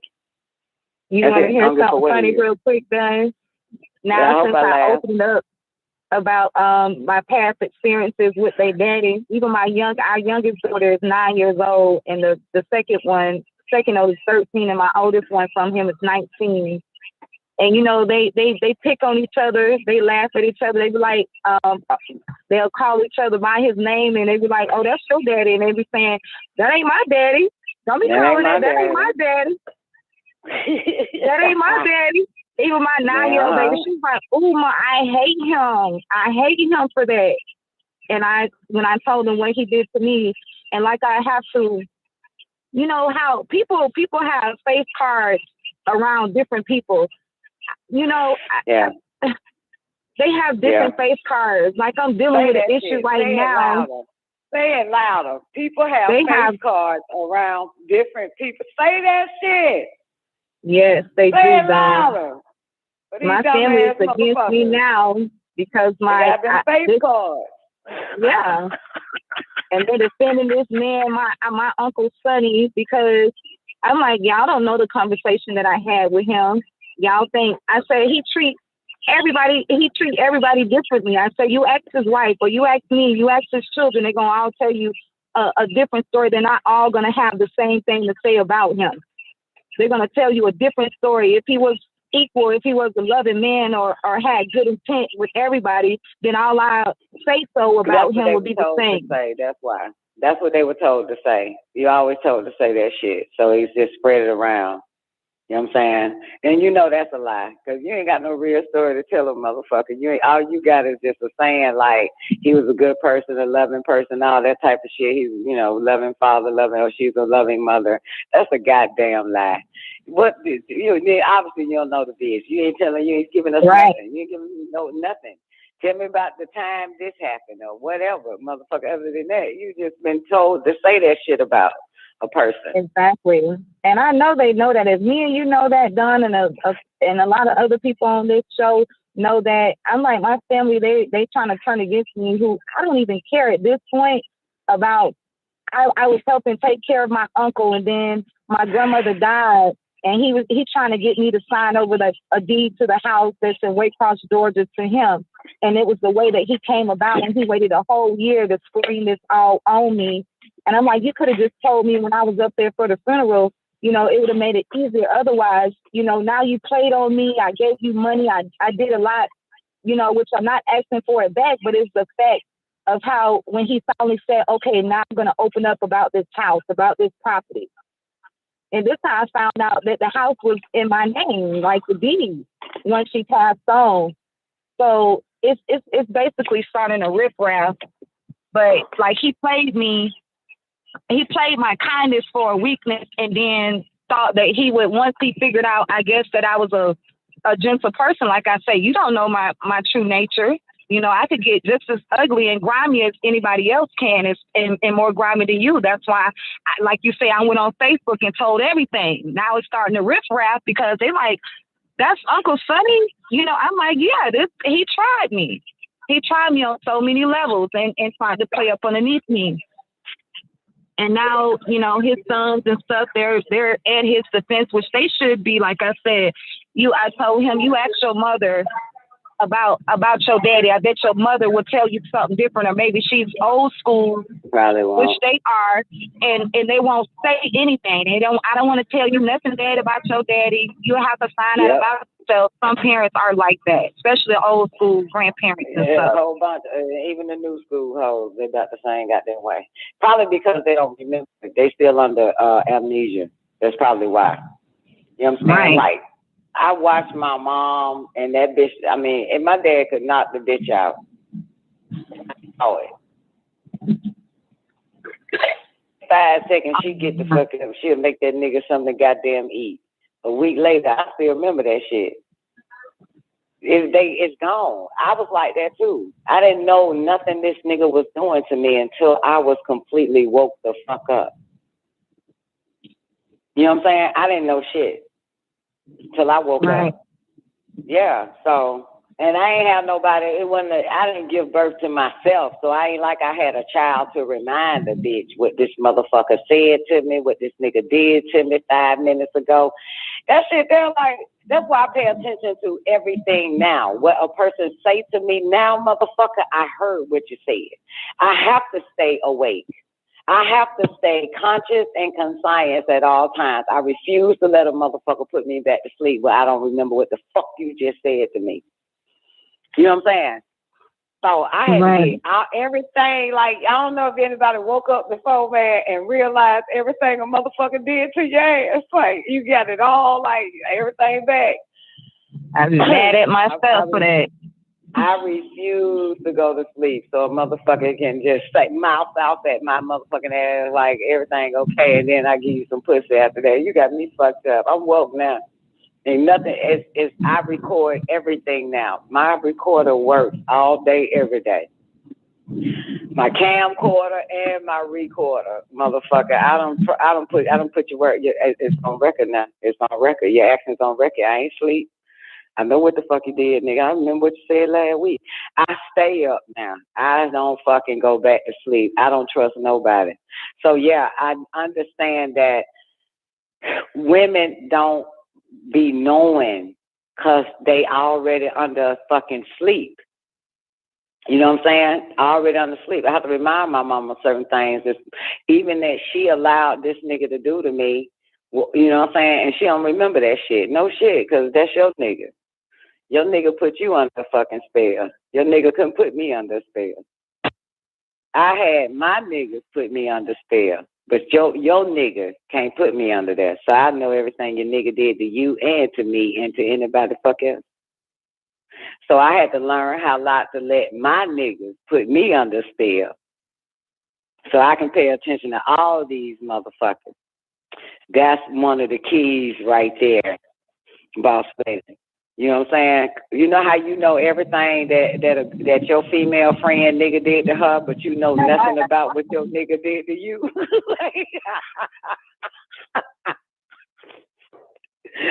Amnesia. Don't call it amnesia. Girl, okay? Like, he don't be knowing shit. That nigga did the same shit to your ass, and you don't even remember that shit. But you remember everything what the nigga done did to your friend. You got to remind your friend what that nigga said to you, said to her, what he did to her. You got to remind everybody, but you don't remember shit that nigga in your life did. That's how it be. That's how it be. So the plan or the skill is to know what everybody goddamn did. You know what I'm saying? Even the motherfuckers in your life, friend or foe or family or whatever. I even have to remind my mama what her sister did to her ass. That's how deep under fucking spell of amnesia this hoe. I'm like, Mama, damn, you still fucking with that bitch? Ain't no way hell. Mama, remember that bitch did. Well, you sound like my oldest daughter. Yeah, with my sister, my 19-year-old daughter, she say, because she been around longer than the other ones, so she paid attention. She say, Mama, I don't know how you dealt with them that long. You should have been stopped messing with your sister them. Same thing, you had to tell your mama the same thing, my daughter. I think, psychologically in the mental state that, I was in, I just expected people to be more different. Like, if we came up in the same household and came from the same breastbone, then how can you be so shifty and so just vindictive like that? I just couldn't understand it. When we were raised the same way, my mother gave all us equal love and raised us all the same.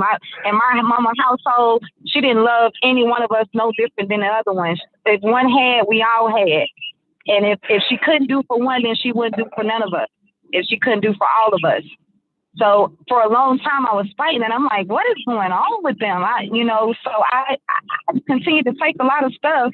And my oldest daughter had to tell me, Mama, it wasn't until I looked at the situation coming from my daughter, my child, who I'm trying to raise, and I said, wow, she making sense.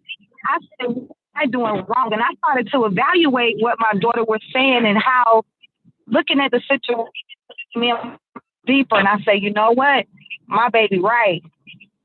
I said, let me put back on, because then my daughter started parenting me at that point. When she was giving me the right advice that I knew. Waking you the fuck up. Just waking you the fuck up. When there's too many people in your life, you're going to sleep anyway. You need that one motherfucker that can keep you up. And eventually end up yourself. End up being you. Because they go on about their business. You know what I'm saying? Like our children, we can't depend on them to keep us up. Wake me up, baby. I'm about to take a 10-minute nap. Wake me up in 10 minutes. Now, you got to be able to keep yourself up. Because they got to move on. You know what I'm saying? Our world's going to continue anyway. You know what I'm saying? So, yeah. But we got to remember these motherfuckers, man. That's the goddamn, and tell somebody. That's why we tell people. Just in case I fall back to sleep, somebody goddamn wake me the fuck up. You feel me? For real. If I forget about this old scum ass, bag ass motherfucker, whoever it is, somebody remind me about what happened last week. Because why else am I telling you if you're not going to remind me about what happened last week and I'm goddamn sucking this dick this week? Can you please remind me of what the fuck foul ass shit the nigga did to me? Like, I'm like, you might fall asleep, might forget again. I don't forget shit, though. Goddamn, that's it. I'm gonna put that on record. I don't need nobody to remind my motherfucking ass. I don't forget shit. I stay up. I'm filing reports on motherfuckers every goddamn day. Every goddamn day around this motherfucker. So shit. Look here, boss lady girl, honey. I love you, sweetheart. I just want to tell you that shit. I don't love you like love you, but I love the you of the personality that that you are becoming, the person that you are becoming, because you got to keep the sword out. Don't worry about the blame. Don't worry about if motherfuckers don't like you no more. None of that shit. And let me tell you something. You don't have a family. All you have is your children. Everybody else ain't shit. Sorry. You know what I'm saying? They're not family. Your family is your children. That's it. So, and nothing outside of your children matters. Relationships, slander, friendship, doesn't fucking matter. Who likes you, who don't, who gives a fuck? Because your family is your period. Anybody else is an extra in your children's lives and your life, but who gives a fuck how they feel?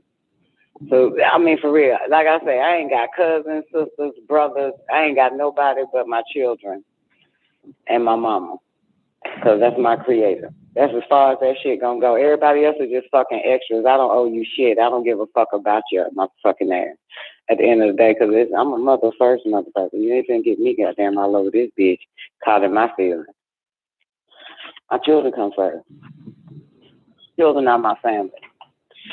And I wish there was more women that become mothers that can think like that. You know what I'm saying? Even the nigga you laying with, you need to remind that nigga, your children, nigga.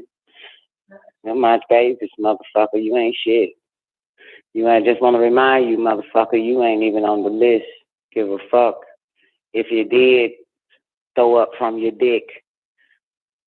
My babies, nigga. This ain't got nothing to do with you. You know what I'm saying? Give a fuck what you don't give a fuck about that ring on my finger with your bitch ass, nigga. This ain't got nothing to do with that, motherfucker. Blood thicker than water, nigga.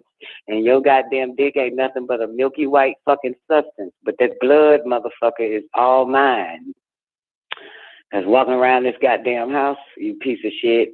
So let me remind you, you ain't shit.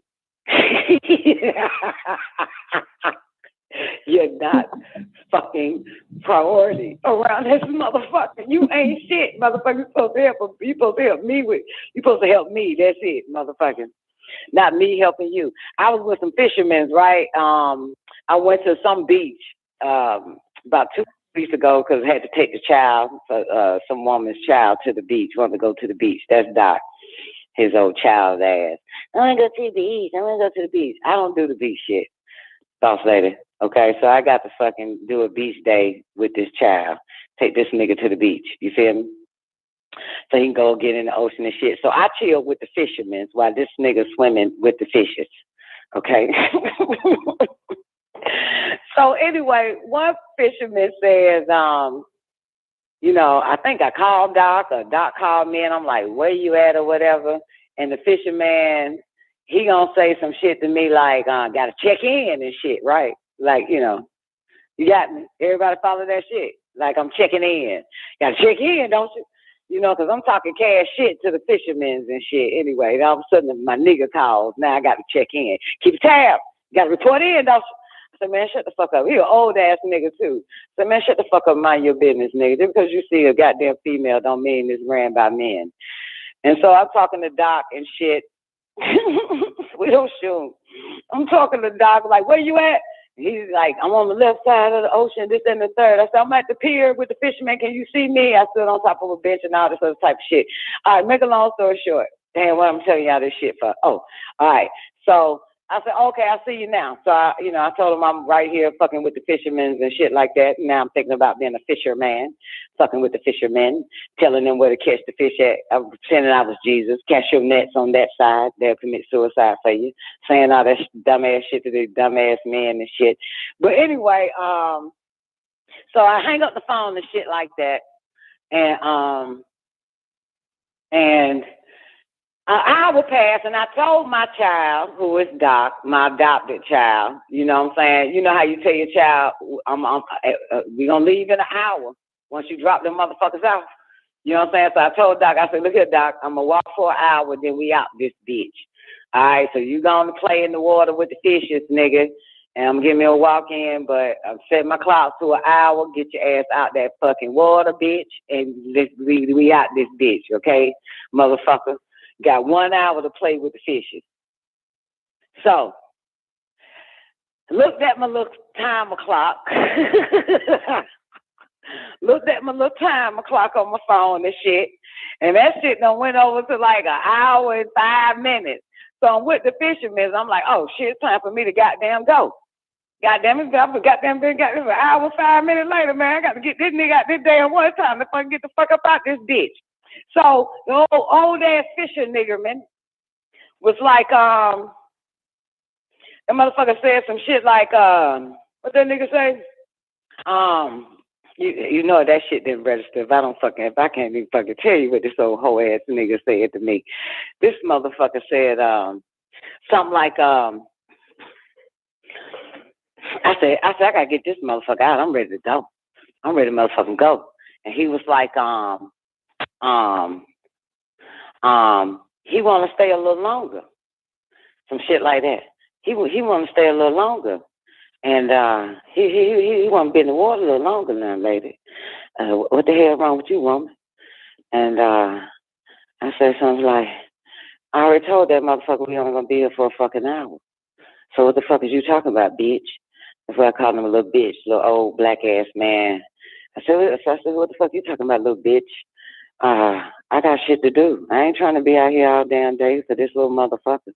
And so then little bitch man says, old ass nigga, he say some shit like,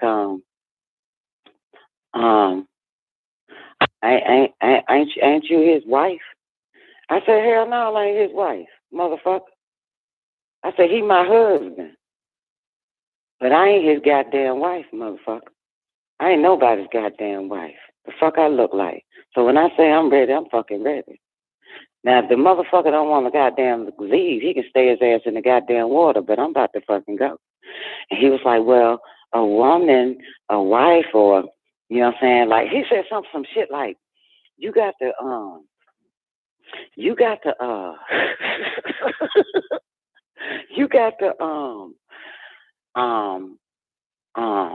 damn. He said something like, if a man, wants to something, you have to be able, you know what I'm saying, to give him that, you know, whatever it is. Like if a man, you know, you got to be able, if a man wants to something, whatever a man wants at the end of the day, you know what I'm saying, you have to be able to make sure he be able to get what the fuck he want around this bitch. I said, you sound like, I said, if that was a woman, I probably would, but that's a goddamn man. I said, that's a little bit different. I was in a dyke relationship. I probably would make sure that person gets whatever the fuck it wants because it's a fucking woman, motherfucker. I'm not gender confused like you XY chromosome ass motherfuckers. That's a man. Okay, even though he has an X, but I'm going to treat that motherfucker like a goddamn man. And man knows when a woman is ready to go, she ready to go, okay? I don't want to give a nigga what the fuck he wants. That's some bitch shit. That's me. I'm treating him like a fucking woman. I don't treat men like women, even though it's a bitch in them. But I'm not catering to the bitch in a man. I'm catering to the Y in a man. So, and to cater to the Y in a man means I ain't got to do a goddamn thing for that motherfucker. So when I say let's go, let's go. When I say 1 hour, it's a little bit different. But if I was catering to the X chromosome in that motherfucker, it'd be different. And my man don't want me to treat him like no fucking Y chromosome. It's a little bit different. My man don't want that shit. You know, my man don't even want me to suck his dick. So shit, suck his little long click, his little fat click. You know what I'm saying? He don't like, nah, man, don't be sucking my pussy, baby. Let me suck yours. So goddamn it, my man don't even want that shit. So shit, my man is a strong Y chromosome, motherfucker. And the mitochondrial DNA in his ass is just giving the cells energy. That's it. It's only helping his inner body, not his outer body. So it's a little bit different around this motherfucker. My nigga be like, baby, don't suck my pussy, man. Let me just suck yours. You know, that shit don't, I can't, I ain't trying to be no bitch today, man. I'm getting ate out. I don't want to get ate out like no woman, baby. The fuck I look like? I don't want to grab your face and shit and your head and go up and down and in and out your mouth with it, man. I like when you do it, baby. Shit, I ain't trying to be no female. I want to be a male, baby. You know what I'm saying? I'm not here to goddamn get pleased. I'm here to do the pleasing. That's my nigga right there. That's the fucking truth, motherfucker. This is why I can be where the fuck I'm at now. God damn it, that's the fucking truth. I ain't lying. I ain't making that shit up for real, man. For real. So Anyway, so I told that fisherman that you the bitch trying to tell me how to treat a woman. You know what I'm saying? But you're not telling me how to treat a man. You gender confused, you little bitch. God damn it, that's a man in that fucking water. God damn it, that ain't no half man, half woman. I know what I got. God damn it. I know what I got. It's just that y'all bitches don't know what the fuck y'all got and shit. Y'all, I knew what I had. After I left it, it was a woman. But I got a man now. I just got to keep that man to be a man and get his ass to God. You feel me? So I can walk away. You feel me? So I won't need to pray. Goddamn, I get your ass to turn to God for me, motherfucker. Then you all the God I need, motherfucker. Because goddamn, but keeping a man, woo, woo, woo, woo. That's a motherfucker. I feel sorry for you bitches because y'all are catering to the goddamn mitochondria in this motherfucker. And listening to men tell you how to cater to the X chromosome in that motherfucker because the Y don't need no catering, no matter how small it is. And everybody's like, but your ass got to catch the number 2 bus? Damn right. Get that number 2 bus, baby. You're a man, you'll figure your way out. You know what I'm saying? You'll keep the man out your car? That nigga figure his way. I'm a female. I got kicked out of a fucking car. I still figured out my way. You know what I'm saying? Keep plenty of niggas out my car. Could kick your bitches out my car too. But at the end of the motherfucking day, you should really be like, oh, that's fucked up. That nigga kicked that woman out the car. But no, y'all like, goddamn, that's fucked up. That woman kicked that gender confused ass nigga out the car.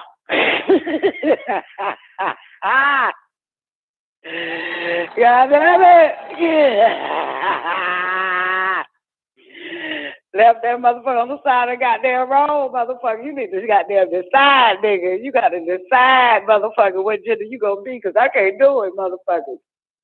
As much as I like women, much as I like girls, but motherfucker, I like real girls, okay? I like girls. Okay, I like they whining ass. I like when they get pissed off and shit. I like all about that because that's what the fuck them bitches supposed to do. I like when they cry and not knowing it's they cycle that's making them cry and shit. I like girls, motherfucker. Okay, but you can't get away with that shit. You confused gender piece of shit ass motherfucker. Now I'm gonna have to, you come in my life, motherfucker. You got to fucking only use that mitochondria to give yourselves electricity. But that's as far as it goes. That's as far as you should be using that Y for that X chromosome for you goddamn retarded ass half asshole. Let's just focus on the Y, okay? Since you want like to say you're a man, okay? So let me show you what a man is supposed to be like, sir. Okay? All right? All right, when you're in my world, because I ain't catering to no girl. No girl with no big dick. Okay? No girl with no big dick and flat titties. I'm not doing no hoe ass shit like that, motherfucker. So, I listen to the old school R&B. You feel me? I listen to old school R&B. You know that old school R&B? And Temptations and shit. If I have to sleep on your doorstep all night and day, yeah, nigga, you got to sleep on my doorstep. If I find myself at your doorstep sleeping all night and day just to get you by my side, you got to be a woman. Because the only motherfuckers I care about is females. So like when a bitch cut me off, I got to figure out how to get back with the bro. like my mama or some shit. You know what I'm saying? Or my daughter ain't called me and shit, and I'm like, damn, what the fuck did I do to this bitch? I ain't heard from her. I'm going to take my time and walk real slow back in her life and find out, man, you mad at me or something, bitch? But motherfucker, if I start treating you like a bitch, motherfucker, well, I wish it would rain, motherfucker. Dwayne, did I say that shit? Well, I wish it would rain around this motherfucker. Something's wrong. Something wrong, nigga. You done flipped the roles like a motherfucker, didn't you? God damn, you the bitch and I'm crying. And I wish it would rain, goddamn, telling the sun go away. The fuck? That ain't the way that shit work, nigga. How you turn into the woman and I'm feeling some kind of goddamn way about my actions?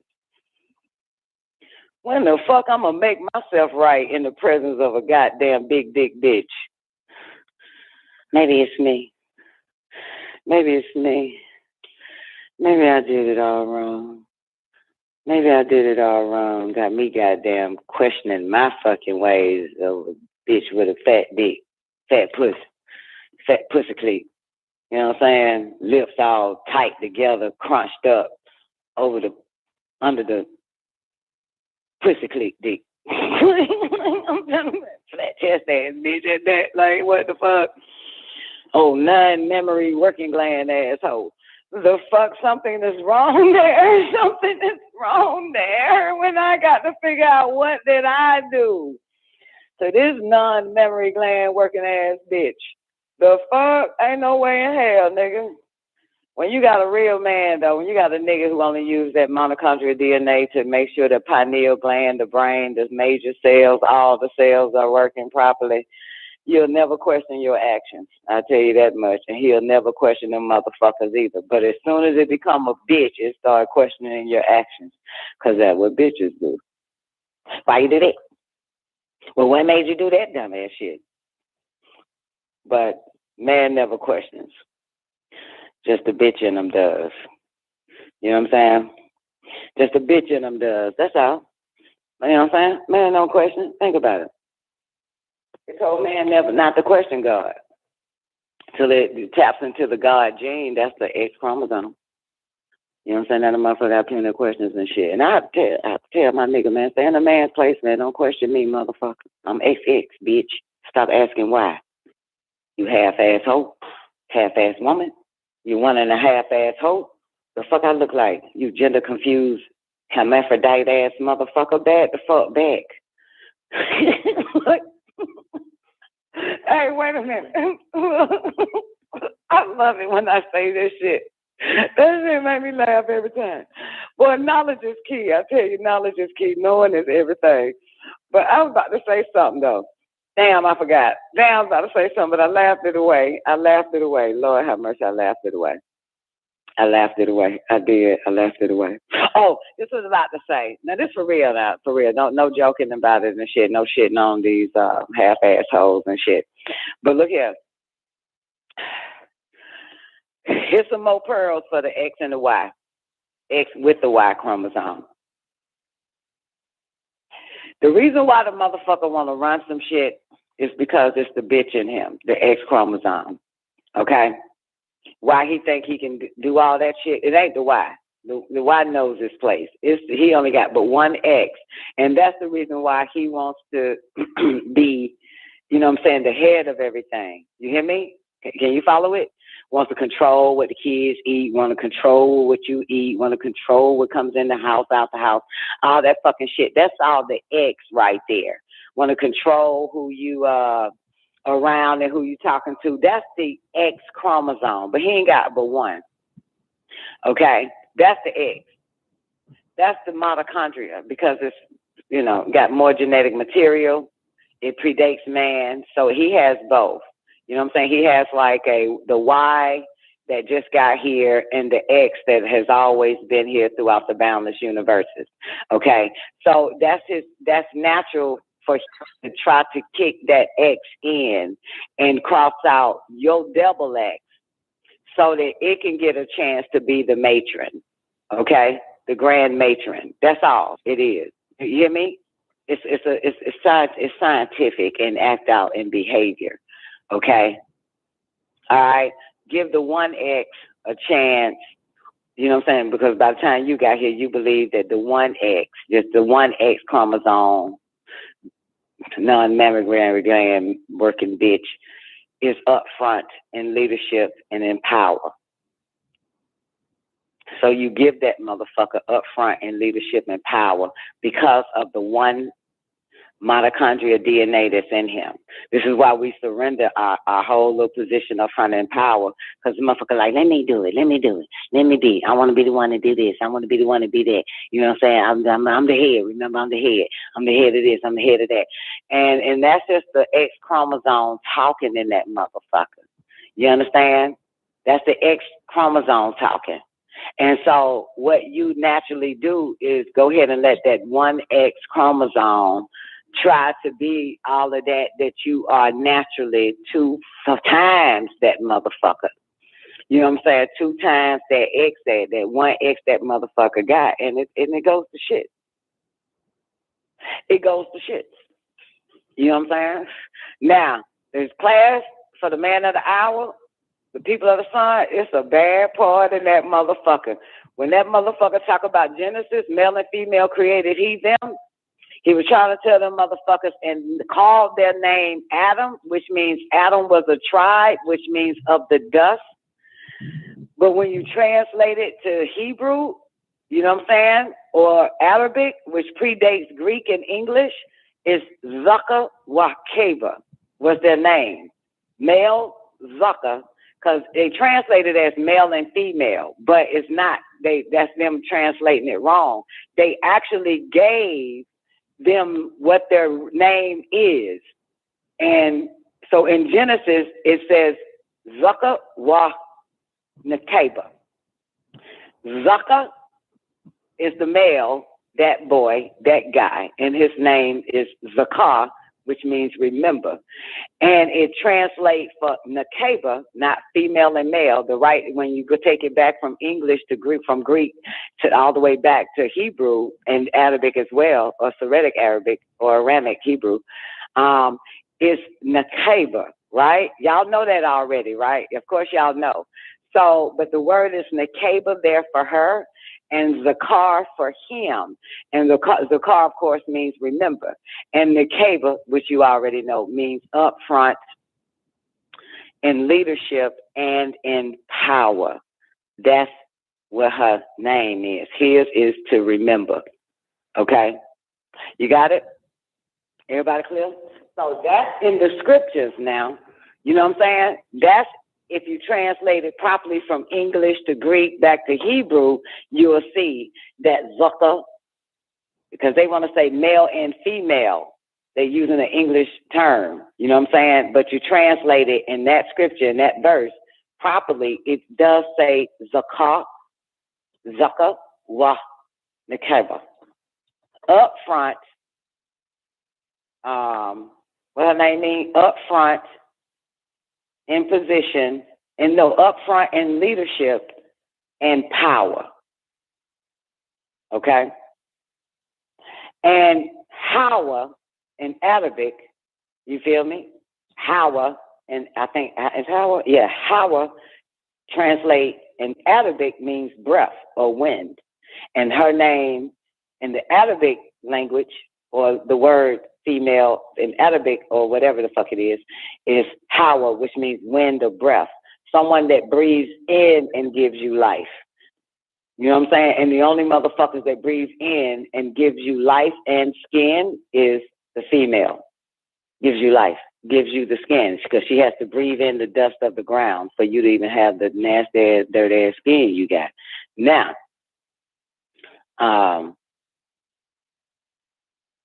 okay, so, now, one more thing before I get the fuck out of here. So why I mention that shit real quick?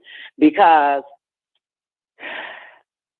when it said Adam was given dominion, it was basically the tribe. It wasn't the male or the hermaphrodite, the XY chromosome. And they called their name Adam, meaning the whole tribe was given dominion over the planet Earth.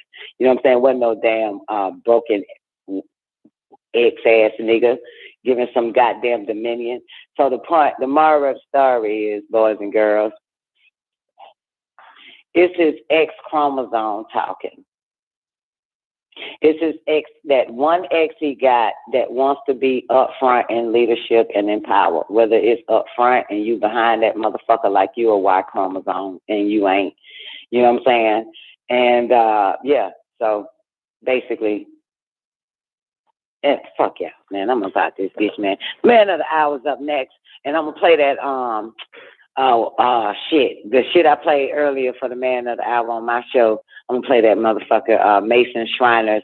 I want y'all to pay attention to it if y'all can. It's kind of loud and background is kind of fucked up. But anyway, that's it. That's my time, man. Man of the Hour's up next. Y'all have an awarding day. WEEKDAYS Radio.